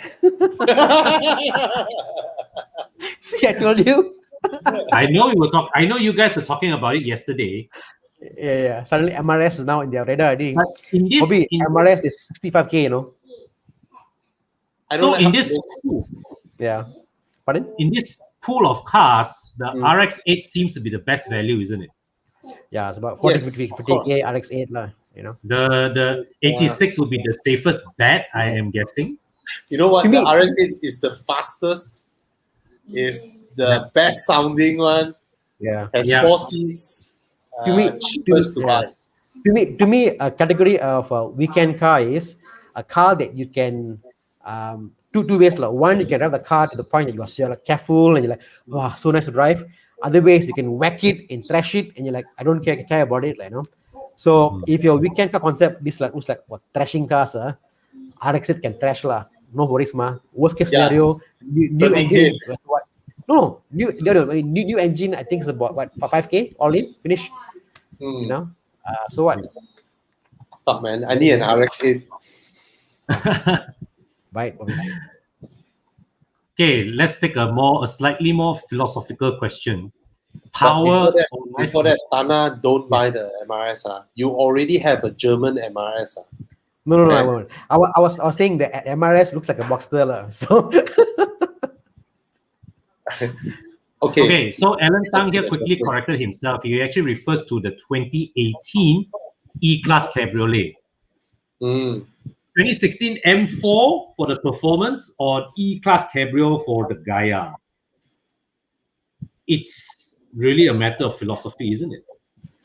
First 3 months, M4. 3 years, E300. well said, Bobby. Well said, Yeah. I mean, unless you're getting the M4 convertible, I think it opens up a whole different usability. Usability. It looks different. It looks, it's cool lah. It's basically a 3 Series convertible. Convertible makes it different. Simple as that. Yeah. Okay.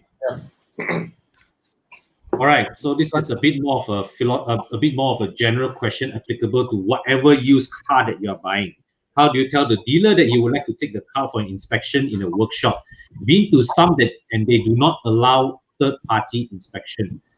I mean, don't buy that. And it's also the way you approach them. If you go in there, right, and say that, hey, bro, this one how much? Oh, this price. Can I take to third party inspect? Of course the guy will tell you no. I mean, I will tell you no as well. If everybody comes into my shop, ask me to bring the car for inspection, I'm just gonna chase everybody away, right? So the fact is this: when you do your inspection, is not a criteria for you to pick in between cars. Your inspection is your safety net when you have locked down on that car you wanted. Correct. Let's say you survey everywhere, right? You can bring along a friend who is more experienced, a mechanic or whatnot, right? Who knows cars more than you. That person can look through the engine bay, go down, check for oil stains and all that.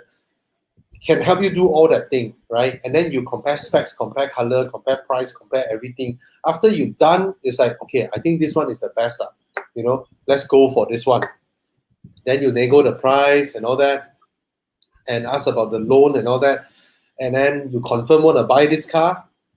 You say, yeah, okay, you confirm want to buy already. You put a booking to lock this car down. You pass them your documents. And from there onwards, it's like, bro, if I send for inspection, I notice anything serious, I'm not going to buy this. You have to refund me every single ringgit. That's where the inspection comes in.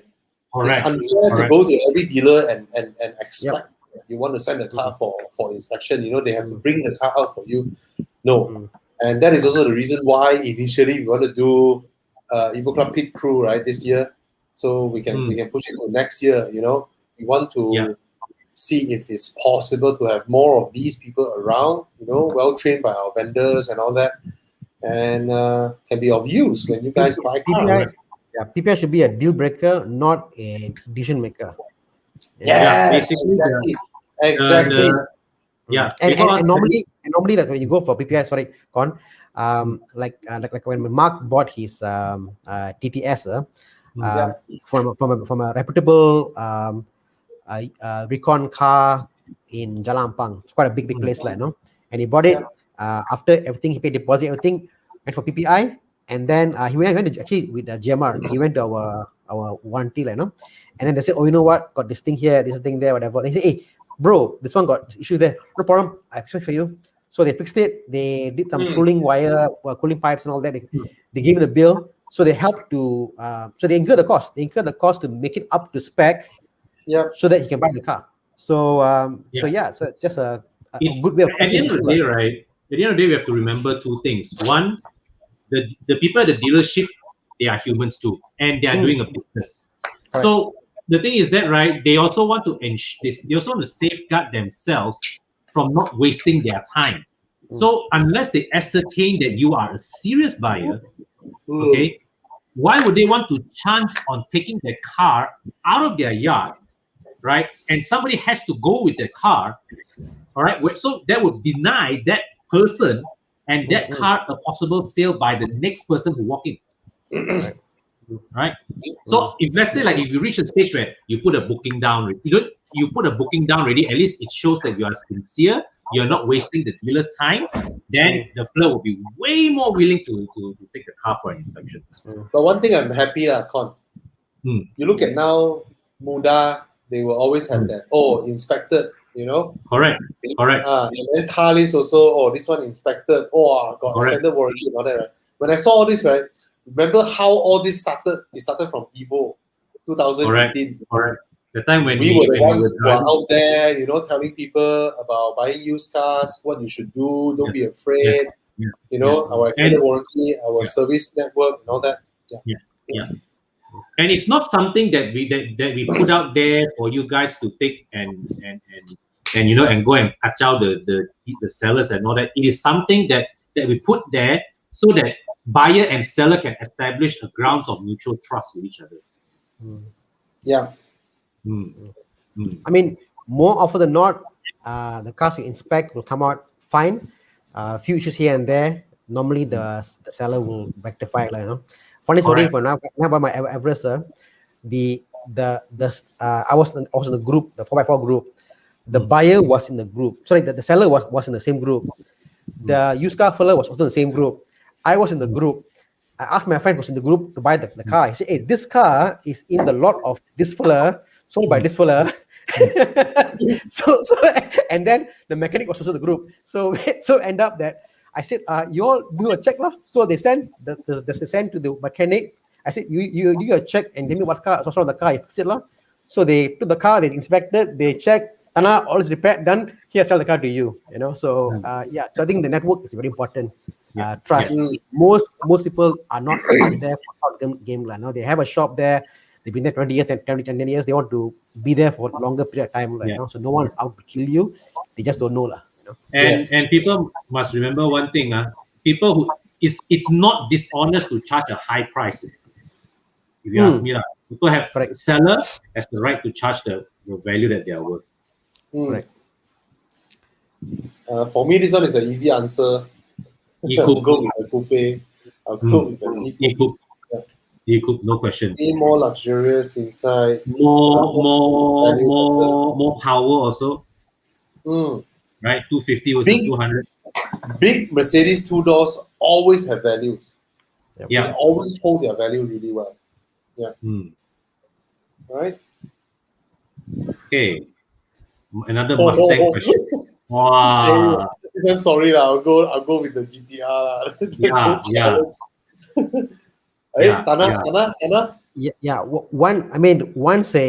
This one, the way you read is one's a Ford, one's a GTR. Why not say one is a Ford, one is a Nissan? One is a Mustang, one is a Nissan, right? This one I can do a good sound, you know. The GTR droning.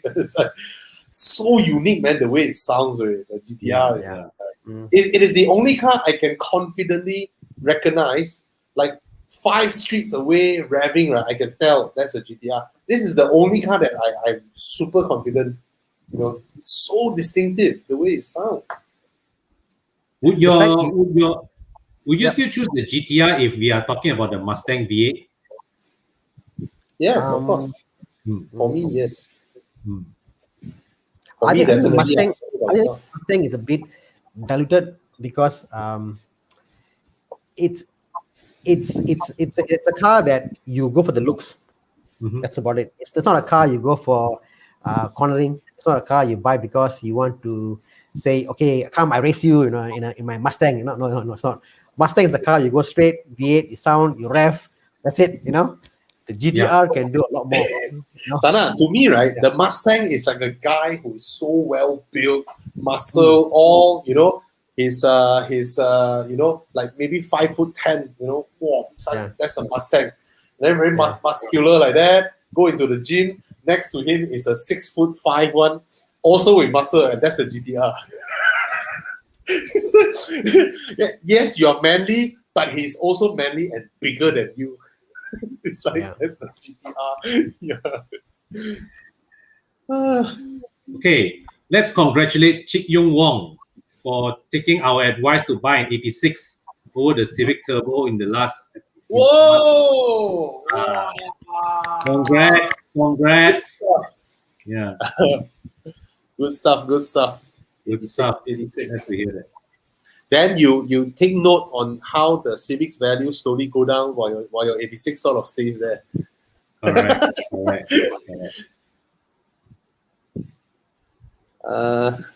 I-40, goodbye. Bye. Yes. Bye. Wow, this one. Okay, this one he further elaborated the question. 28i lah. Yeah, 28i lor. 23i is the 2.5 NA 6-cylinder. 28i is the 2-liter turbo. So it could also be the 3-liter NA also. Oh really? Yeah.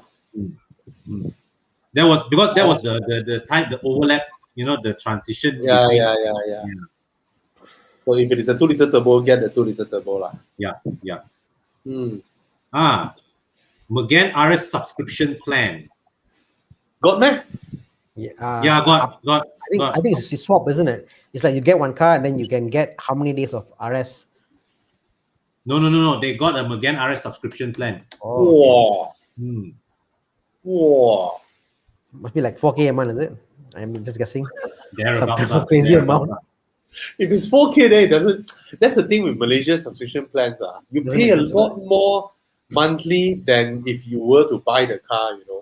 I know you can go for the lower package. We're not, and then you can have how many days in a year for the RS, Yes. Correct. But the thing is, I mean, buying cars, right? Always, I mean, if you're someone who wants to see what you can buy, right? Always look at the monthly. That's the thing that's most important is the monthly. Yeah. If you can afford, of course, the facelift law. Yellow. Like used car dealers or direct owner, which one better when buying second-hand cars? A good philosophical debate once again. I think they it's are not equal. I like direct owners personally. You like realistic direct owners. I've tried. Yeah, correct. I've tried very, very hard to buy from used car all my life. I've tried to buy from used car. The only car I managed to buy from used car was the Ford Everest. And even the Ford Everest, actually I bought through direct owner because the direct owner I knew, but his car was in the used car lot. So I haven't been lucky. Like I even bought a Estima once. I bought an Estima and I bought it. I paid the deposit. And the guy said, "Hey, sorry lah, I can't sell to you." He said the engine got problem. I said, "Pay the deposit, Ima." He said, "No, I cannot." Next thing I know, when I come back to see the other Estima, he said, "Oh, but then the boss's wife is driving the Estima." I'm like, so I have very bad luck with car dealership. Because direct owners, to me, like I see a car with problems, I'm like, oh, it's opportunity, can fix, correct? Because I know the issues are so direct owner to me doesn't scare me. But if you don't want to be scared, you want all to be perfect, I think the used car dealership route is better for you, So safer. the thing is that, right? There are pros and cons, I believe, lah. My view. Direct owner, you have more leeway to negotiate a lower price, because at the end of the day, the used car dealer, they shell the money to acquire that car. They need to make back their margin. But how they justify earning that margin is because the used car dealer is your one-stop solution who will handle all the JPJ name transfer, the Puspacom infraction, your bank loan, right? Your bank loan, the banks are more easy to approve your loan if you buy the car through a used car dealer. Yeah, I mean, I'm here or there, because I always feel that that it always in their interest which bank they go to, because they have the panel, they must meet their quota for the month, and they will go there. All right. So I think it's not here, not there. Today, to this market, changing a car name is not much issue. Again, go and talk to the Evo Club, and you can find all the answers for what you do. No, I mean, the thing is that these are all things that you have to do. It's just that when you do used car or dealer or direct owner, it's a different way to skin the cat. I like used car because some of them give warranty. So that's something that I actually like at least 3 months warranty, whatever. Or some go with GMR, you know. You shared to me before, for a direct buyer to seller transaction, the seller must settle the loan first before the transaction can take place. Right. Yep. Whereas if a seller who sells the car to a used car, the used car can straight away pay off the bank for you. But that's not your problem. You're the buyer, what? So why you care? They can pay if they cannot pay. If they want to sell directly to you, it's their problem. I'm expanding to include the sell. And the thing is that, right? If let's say you are buying from a direct owner, if the flat has cash flow problems, cannot settle the loan, right? You also sangkut, you know. No, because the bank will not release the funds or give the loan approval until they pay. So when you go, so I think that one is a given, it's a given they will settle the loan, I think that the thing was like, so if you face issues like this, right, you apply from the bank that fella owes. Easier. Yes, that's the way to that will. I think on the way to look at this is that it's more of an issue of, one is trust and one is dollar value. Come to trust, I think direct owners can also be mischievous and cheat you. Of course. Same way as dealership. Anybody can. Yeah. So I think let's not talk about one being better than the other for trust. Come to value. 10 years ago, I think, yes, direct owners sell cheaper because they don't hassle. They sell cheaper, But those things are getting lesser and lesser. Because people go to custom and they can sell. They want higher price. So I noticed that people are asking about very close to what the used car lot selling for nowadays. Yes. So my 2 cents in this, why I say realistic direct owners. A lot of direct owners are they open prices that are unrealistic, right? Or you want to meet a direct owner where he has given up trying to trade in his car to used car lots because they are all offering him such a low price. Then you have a leeway. But for me, is that if you listen to our talk shows more often, you gain your knowledge and all that, right?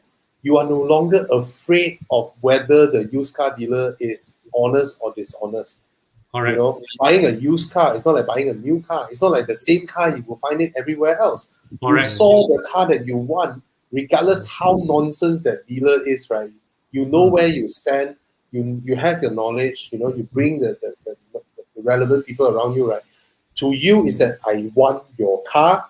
After 2 weeks, I settle the buying process. I don't need to see your fuck face anymore, you stupid dealer, right? You follow the car, not the dealer, right? Correct. I would say sometimes a really good used car might end up with a bad dealer. Sometimes a good dealer might be unlucky and have a bad car as well. So in terms of all this hidden cost football money, this is not a tactic, but I would say a survival method that a lot of used cars are using now because prices are very competitive. At the end of the day, they don't have much margin. They just put it there. 2,300 ringgit transfer fee. Yeah. You know, that is the money that they are giving their salesmen and all that. Margins the thing are low. So the thing is that, right, you just have to you just go with the assumption that the used car dealers will find ways to mark up Yes. for their profit. You as the consumer, what you need to do is to ask upfront what are all your other charges, all right? But Because to be at the end of honest, the day, man, to be honest, right, one thing also as buyers in Malaysia, right, you just think about it. Sometimes you die, you want to cut 500 ringgit or 800 ringgit just for your own shop, right? Yeah. That could be the commission of that salesperson. Yeah. And Correct. to you, in your 7-year loan, that 500 ringgit is nothing. It's Alright. absolutely nothing. all right, But you just want it. And then you want a full tank of fuel, you want touch and go, you want all this, you want that. Come on, it has to come from somewhere, right? all right. So, Correct. so sometimes be understanding and be realistic. These people are not, they are not selling cars and earning like some UMNO youth, don't know what supercar. They're not earning that much, to be honest. And I think echoing what Bobby said, I think more often than not, you don't have a choice. You want to buy a car, although you said there are thousands of BMWs 3 for sale, but the car that you want actually is only at a particular place because you want the particular color, particular interior, particular mileage. It's in the current location that you want. No more option. I mean, I challenge you guys. Like, let's say you pick a car. Let's say I want to buy a 3 Series F30, white color, miles below 80K. This price, you'll be stuck with only 2 or 3. And 2 or 3, you see the 3, only one maybe to your liking because one of it like a mark here. So you are, as Bobby said, you are following the car. You go see the car, you follow the car, hook or crook, you're getting the car for the price. That's about it. Yes. You know, and there's no question about it, So go ahead. Yeah. Okay. Apa lagi? Ada. Panamera for me. Porsche mah. I don't want to be a bad snob lah, but Panamera mah. Panamera. Yeah. Panamera Easy mah. choice. That being said, the E400 Coupe is not bad, but Panamera mah. But I want to ask you, Con, specifically you. Me. Yes. 6 Series Grand Coupe or Panamera? Same year. 6 Grand Coupe appeals more to me, I would think. I see BMW fan, I know it. Tana, your Porsche doesn't work with this BMW fan. Doesn't work there. He's still in the honeymoon phase. If let's say he owned the BMW and the Panamera, and let's say like after a year, what people would have, I think he will say Panamera. Maybe. I think so. I think for Con, he's got this thing about BMW. I love BMWs. There's a fanboy. Not really, Con, right? I don't have that. I'm not the diehard fan of the brand per se. It's just that a lot of their cars appeal to me. Same thing, Ma. You said. If somebody bashes BMW in front of me, I don't care. Yeah, anything that goes into the realm of show offy is a put off for Con. Okay. That means there is an element of show off there. Be it a bit more glitzy, a bit more, a V under the hood, maybe. Con don't buy that shit. Yeah. I guess more like if you had an option and wants a sleeper, Con I want a sleeper. Oh, I would take the sleeper 9 out of 10 times. There you go. So it's more of a character, I guess. What are you, Yes. I'm really the kind who look at who decide on buying a vehicle based on its underpinnings rather than its design. I mean, I bought a fucking van because it has 240 horsepower. So fair enough. But honestly sake, I love the S-Max looks. Yeah. I think it looks fantastic. Yeah. Amongst MPVs, but I always have this theory.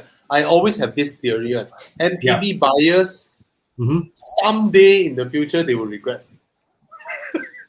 Every No, Bobby. MPV buyer, No, I I have disagree, Bobby. not reached that stage. someday in the No. future. No, Bobby. I think all MPV buyers who buy and pay crazy amount of money, they go like, why the hell I spent 500K on Alphard when I could have bought cheaper car. I mean, So that one it's maybe, difficult for me to regret lah, because I've got 7 seats. I've Yes. got the outputs. I've got I 244 pounds. agree all this con. I totally agree Yeah. with all this. I'm just saying, Yeah.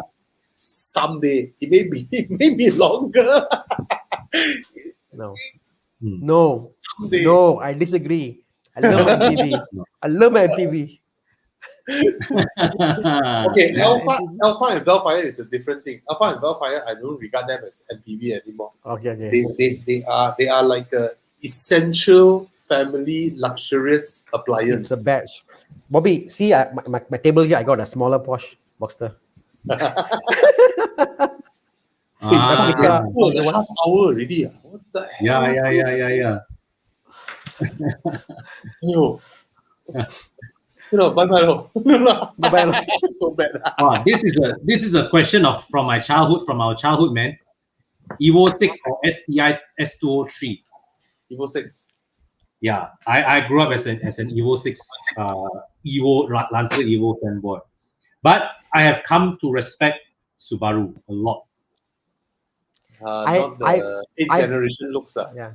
For me, I've said in both, the WRX scare me most. So I think which one give me more thrill, because the sound of the exhaust was also different. It's got the most like the funny exhaust tone they have, So I find that the Subaru has a more engaging experience, because you come out with scared. The Lancer is so well planted; it just drives very well, Yeah. So Subaru for me. The mighty 350 that got smoked by a family this of is 5. epic, right? Yeah. The fact that it chose a car that is similar age as it is, right, is pretty epic. Yeah, and it's too bad that the current generation Forester no longer has the XT. Yeah, man. Yeah.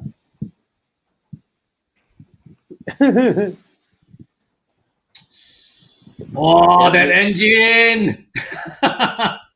Cabrio for me, man. Honestly, I don't care. I just love the. I had the pleasure of driving one. I just had the pleasure of having driven one. You And do want to reveal to everybody, man, that you have an M3 in your driveway now? Really, yeah.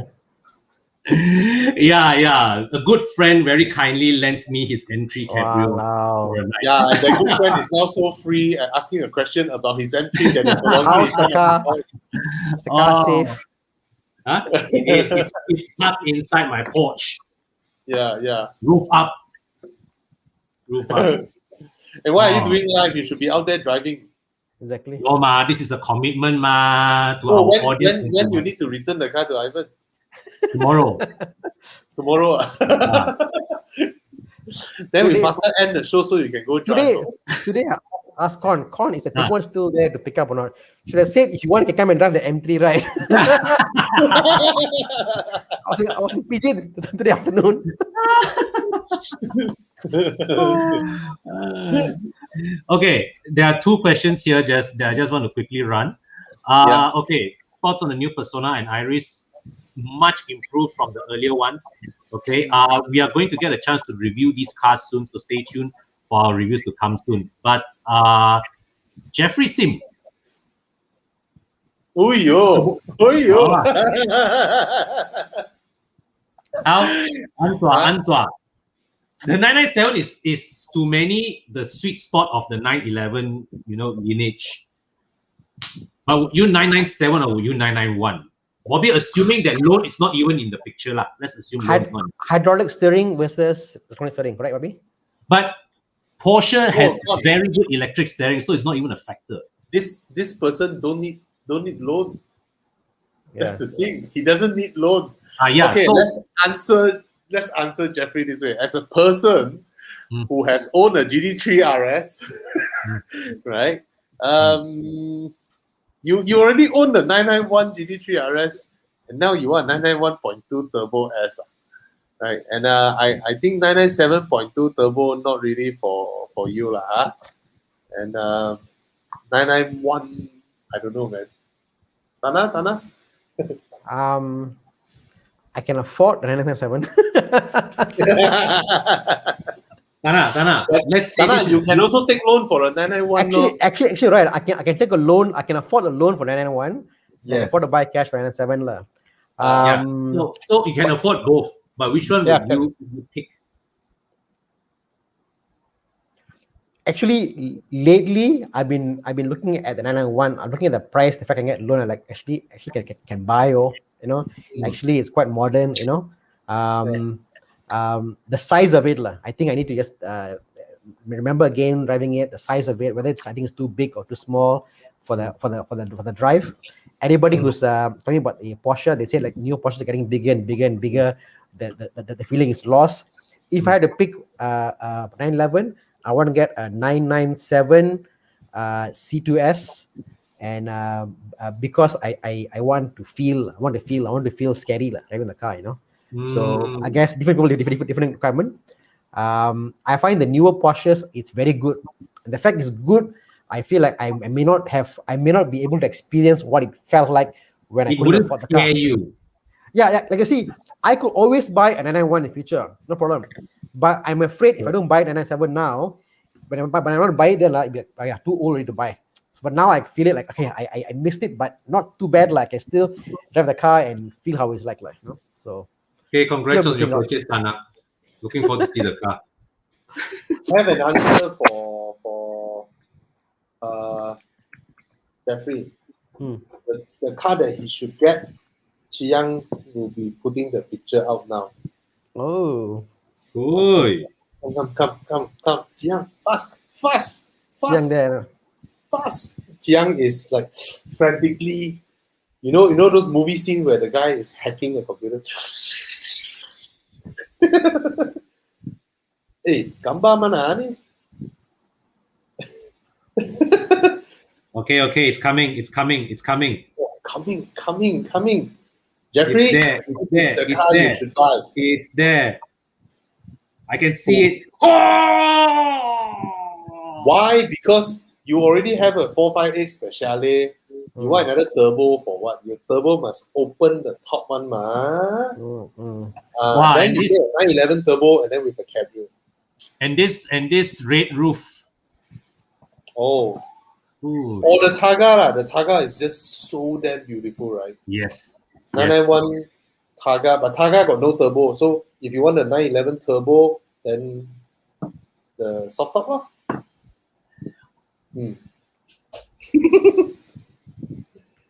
Okay. Yeah.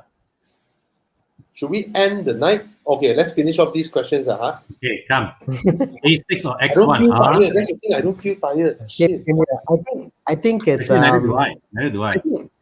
My advice is do not buy a car based on the price. Because a lot of people feel like, hey, I can 50K sticker, I can afford that. Hey, which is a better deal? Don't. If you're doing that, stop at this moment. Always think about what car you want and find a way how to get it. Because these two cars you're looking because same price range. But one is a luxury sedan and one is a base SUV. So so and I can appreciate both, but depending on what is a lifestyle. So see what lifestyle is, what do you do, and then go for what you want to get. For me, this one is simple. I just get the A6. It is a car from a totally different class. The interior, everything will be so different. This one, don't buy the C class now. The new one is coming. You buy, even though it's a good car, you buy now, you look like a so high, like 6 months. The new one come here. But there's the alternate wisdom that this C class now is this C class in its best state. Means that all the bugs are resolved.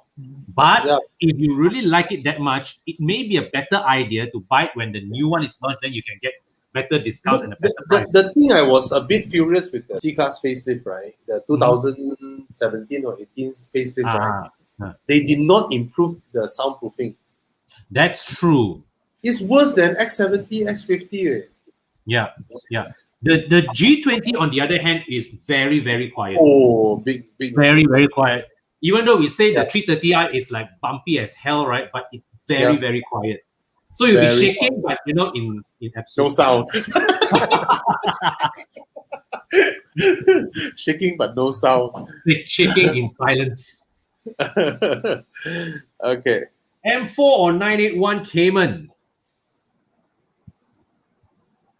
M4 for me.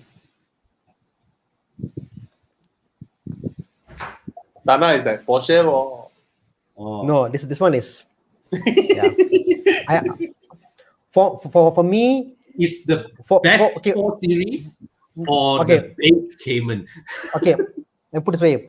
My only gripe with a Boxster or a Cayman is that the fact compared to the 911, I don't see the 911 as a. I mean, personally, I don't see 911 as a. Oh, it's better because more power and all that. I see the fact I got the extra 2 seats in the back.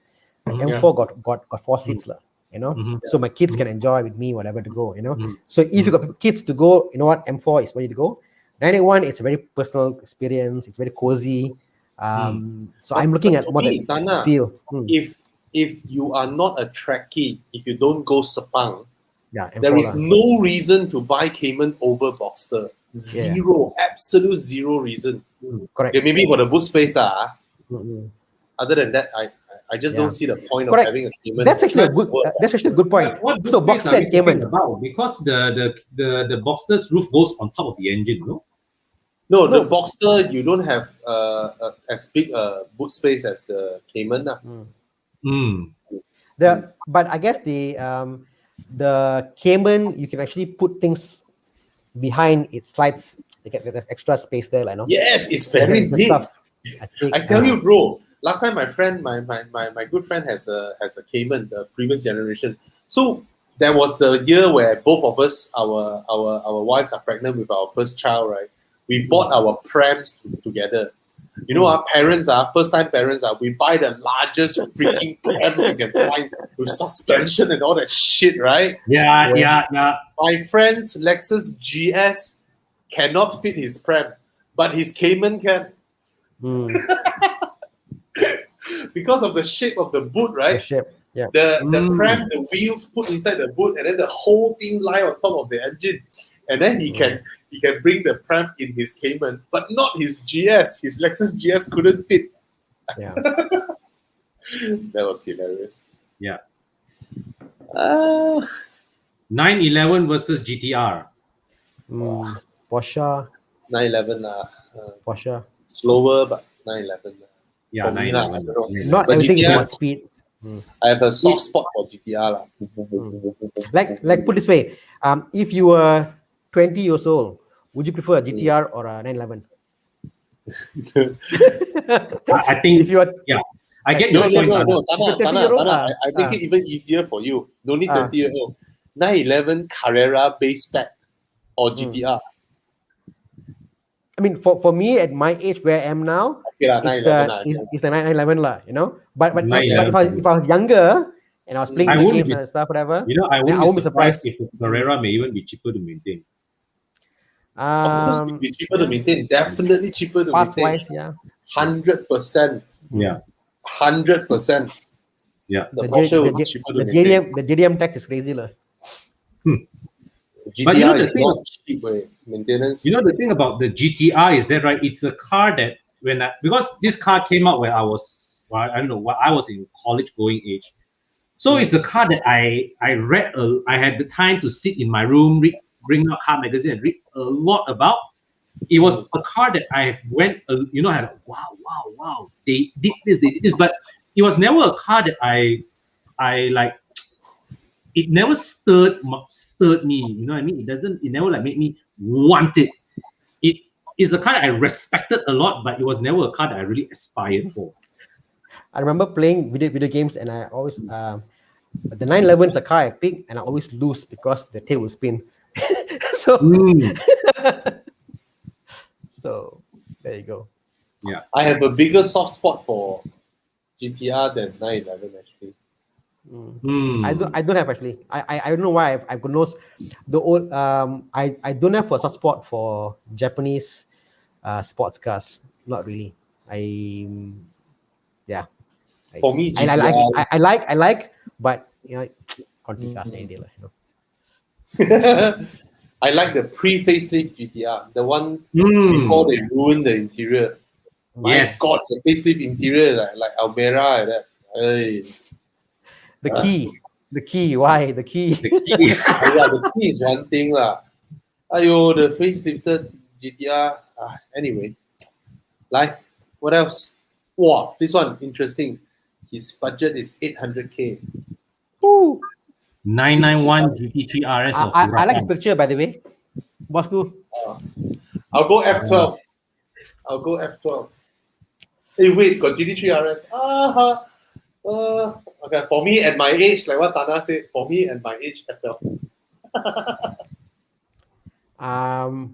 For me, I think it's like the Lambo lah. It's like if you're paying that price, I want to have the bang for buck. Like I want to show up. Like I made it. Yeah. I'm there. I got a Huracan, I have a very strong suspicion Con will pick the Ferrari here. Boy. Okay, yeah, I bet.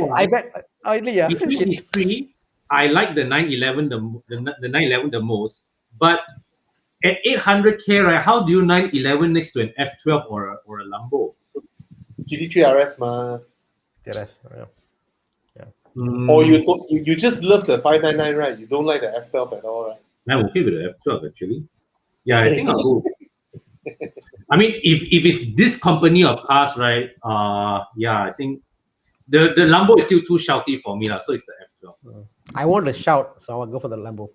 To me, the Lambo is not artistic enough.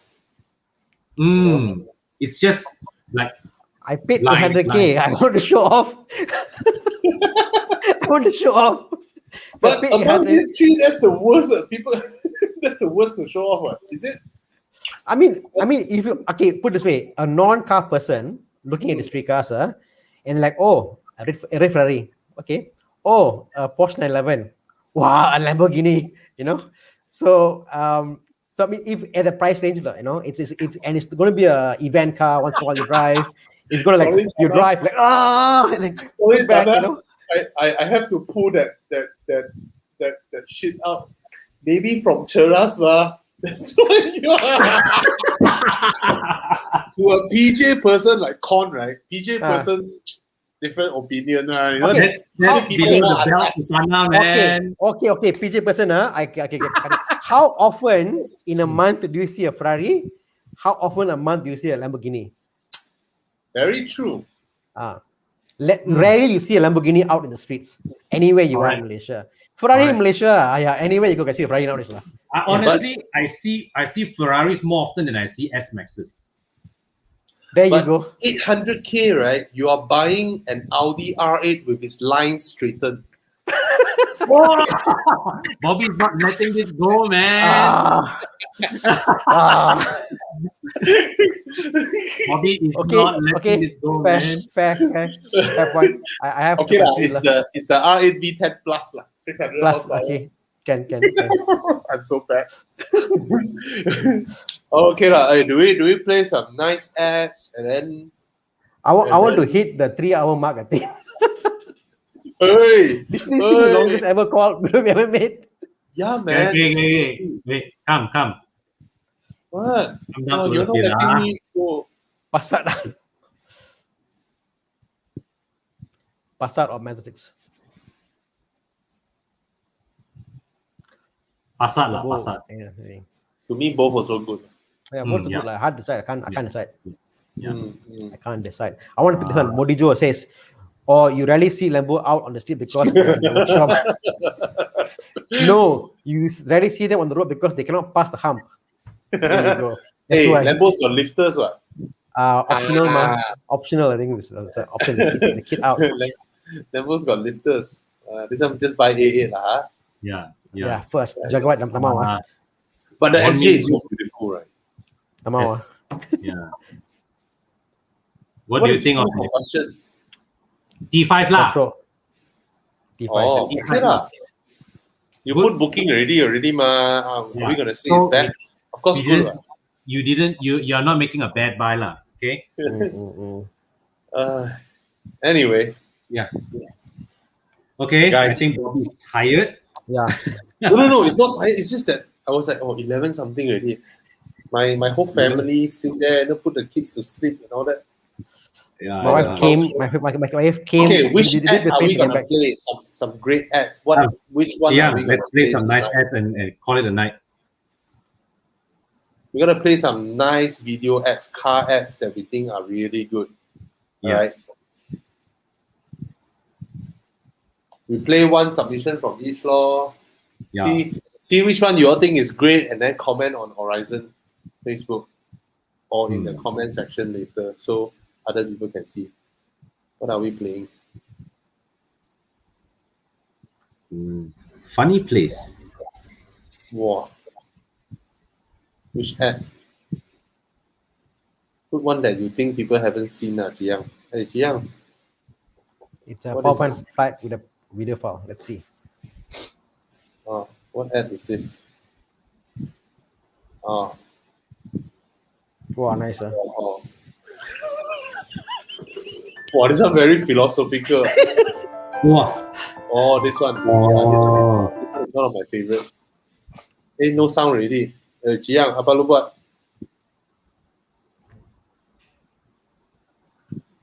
Oi. You know your computer's slow. Don't click things when it's playing. Yo. Okay, that's the questions we are edit. Yogi-san says, work with EOS rather than Lambo. Yes. Yeah, but you want a Lambo or a Volkswagen EOS? Make up your mind. Pokemon game say prefer used car This one or new another car. philosophical question. Hey, anyone who buys a EOS, go and change your whole front end to Sirocco front end. That is such a brilliant mod. You know it works, Tana. The EOS, the biggest problem with the EOS is how it looks, right? It looks flat. Right. It looks freaking stupid, And right? both the EOS and Scirocco are based on the Golf Mark 5 platform. Yes, it fits. You can put the whole Scirocco front end to the EOS front end, and then you created a beautiful. I must tell my friend who has got a EOS. It is Jiang. Yeah. From Krishna Rajan, while waiting for that, do you think about the E90 T30i? E90? 我不知道. Well, okay, good. E90 6-cylinder, no problem. Yeah. Our PowerPoint slide crashed. Okay. We just call it a night. Yeah. We'll be back next week. We'll be back next week. I'll get the videos for next week and I'll put it into more slots. shows. There are more shows coming up for the rest of the I week. want to drive your Boxster, Tana, please. Yes, I'm looking forward to it. I mean, and you must promise to me you don't be gentle with it. You must really drive it. It's meant to be driven. The car must be driven. Sean is like, you can just imagine the ads. Imagine the ads. Do you remember the ads that came out? The girl was on. So yeah, thank you again. This week what's happening? So tomorrow, Bobby, what's happening tomorrow? Tomorrow we've got. Well, tomorrow we are taking a break, but Wednesday Alex Stamrock will be entertaining us with his tunes, and Thursday, who are you bringing onto your show, Tana? Thursday? Do you have the pictures, Chiang? You can show on screen. So we actually, I'm bringing to my friends. They're both Ford Everest owners and my camping buddies, and we're talking about camping, how easy camping can be. It's going to be about camping, so it's going to be a great family fun activity. If you thought camping was difficult, it's not. It's quite easy actually and quite cheap to get into camping. Hey, we have celebrate. We have 5 Fords in Team Horizon, right? Yeah, man. That's correct. You have the Ford Everest. Con has the Ford S-Max, and TJ has the Ford Focus. Yeah. Chiang has the Ford Escape, and now Apple is buying Ford Raptor. Epic shit, man.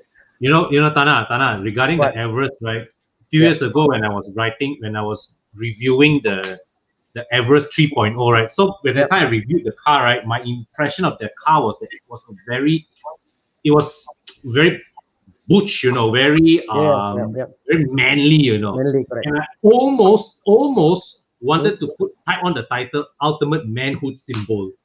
I would have printed it, put my screen each time they come. Look at that. But Then right. I said, no. Okay, I type ultimate macho symbol. In fact, that was what I got when I drove. I was looking at the Fortuner and few of the cars. I find that this is very rough and tough. Yeah. Like it's just built better. Nothing that fancy, but it just built very well. When we get a chance, one day I want to bring Bobby and the Horizon team camping or short camping, whatever, to poison them a bit. Go off road. Because people camping, say because no, Bobby. Anna, we have tried for years. We have tried for years to get Bobby to go to Borneo Safari. If you can make it, good luck. We'll do a half day event, Bobby. Okay, go out. I'll teach you. I'll show you. Tana, I enjoy going. Okay, I enjoy going to those rough patches and just destroying a pickup truck. I love that. But after that, I want to go home and shower. After that, I just want to go home and shower. All right. But we don't do that. We just go find light off road, go there, sit down, sit back, open a beer, chill out, fire. I won't argue with the beer. But Anthony, not Rachel, Apple. Yeah. Apple. Yeah. In fact, I told Rachel actually buy a pickup truck. That'll be so badass. I think any girls out there who buy a pickup truck, you go anywhere you go, forget about any like buying an expensive car. Like people say, wow, this girl driving a pickup truck, the spec, So yeah, Yeah.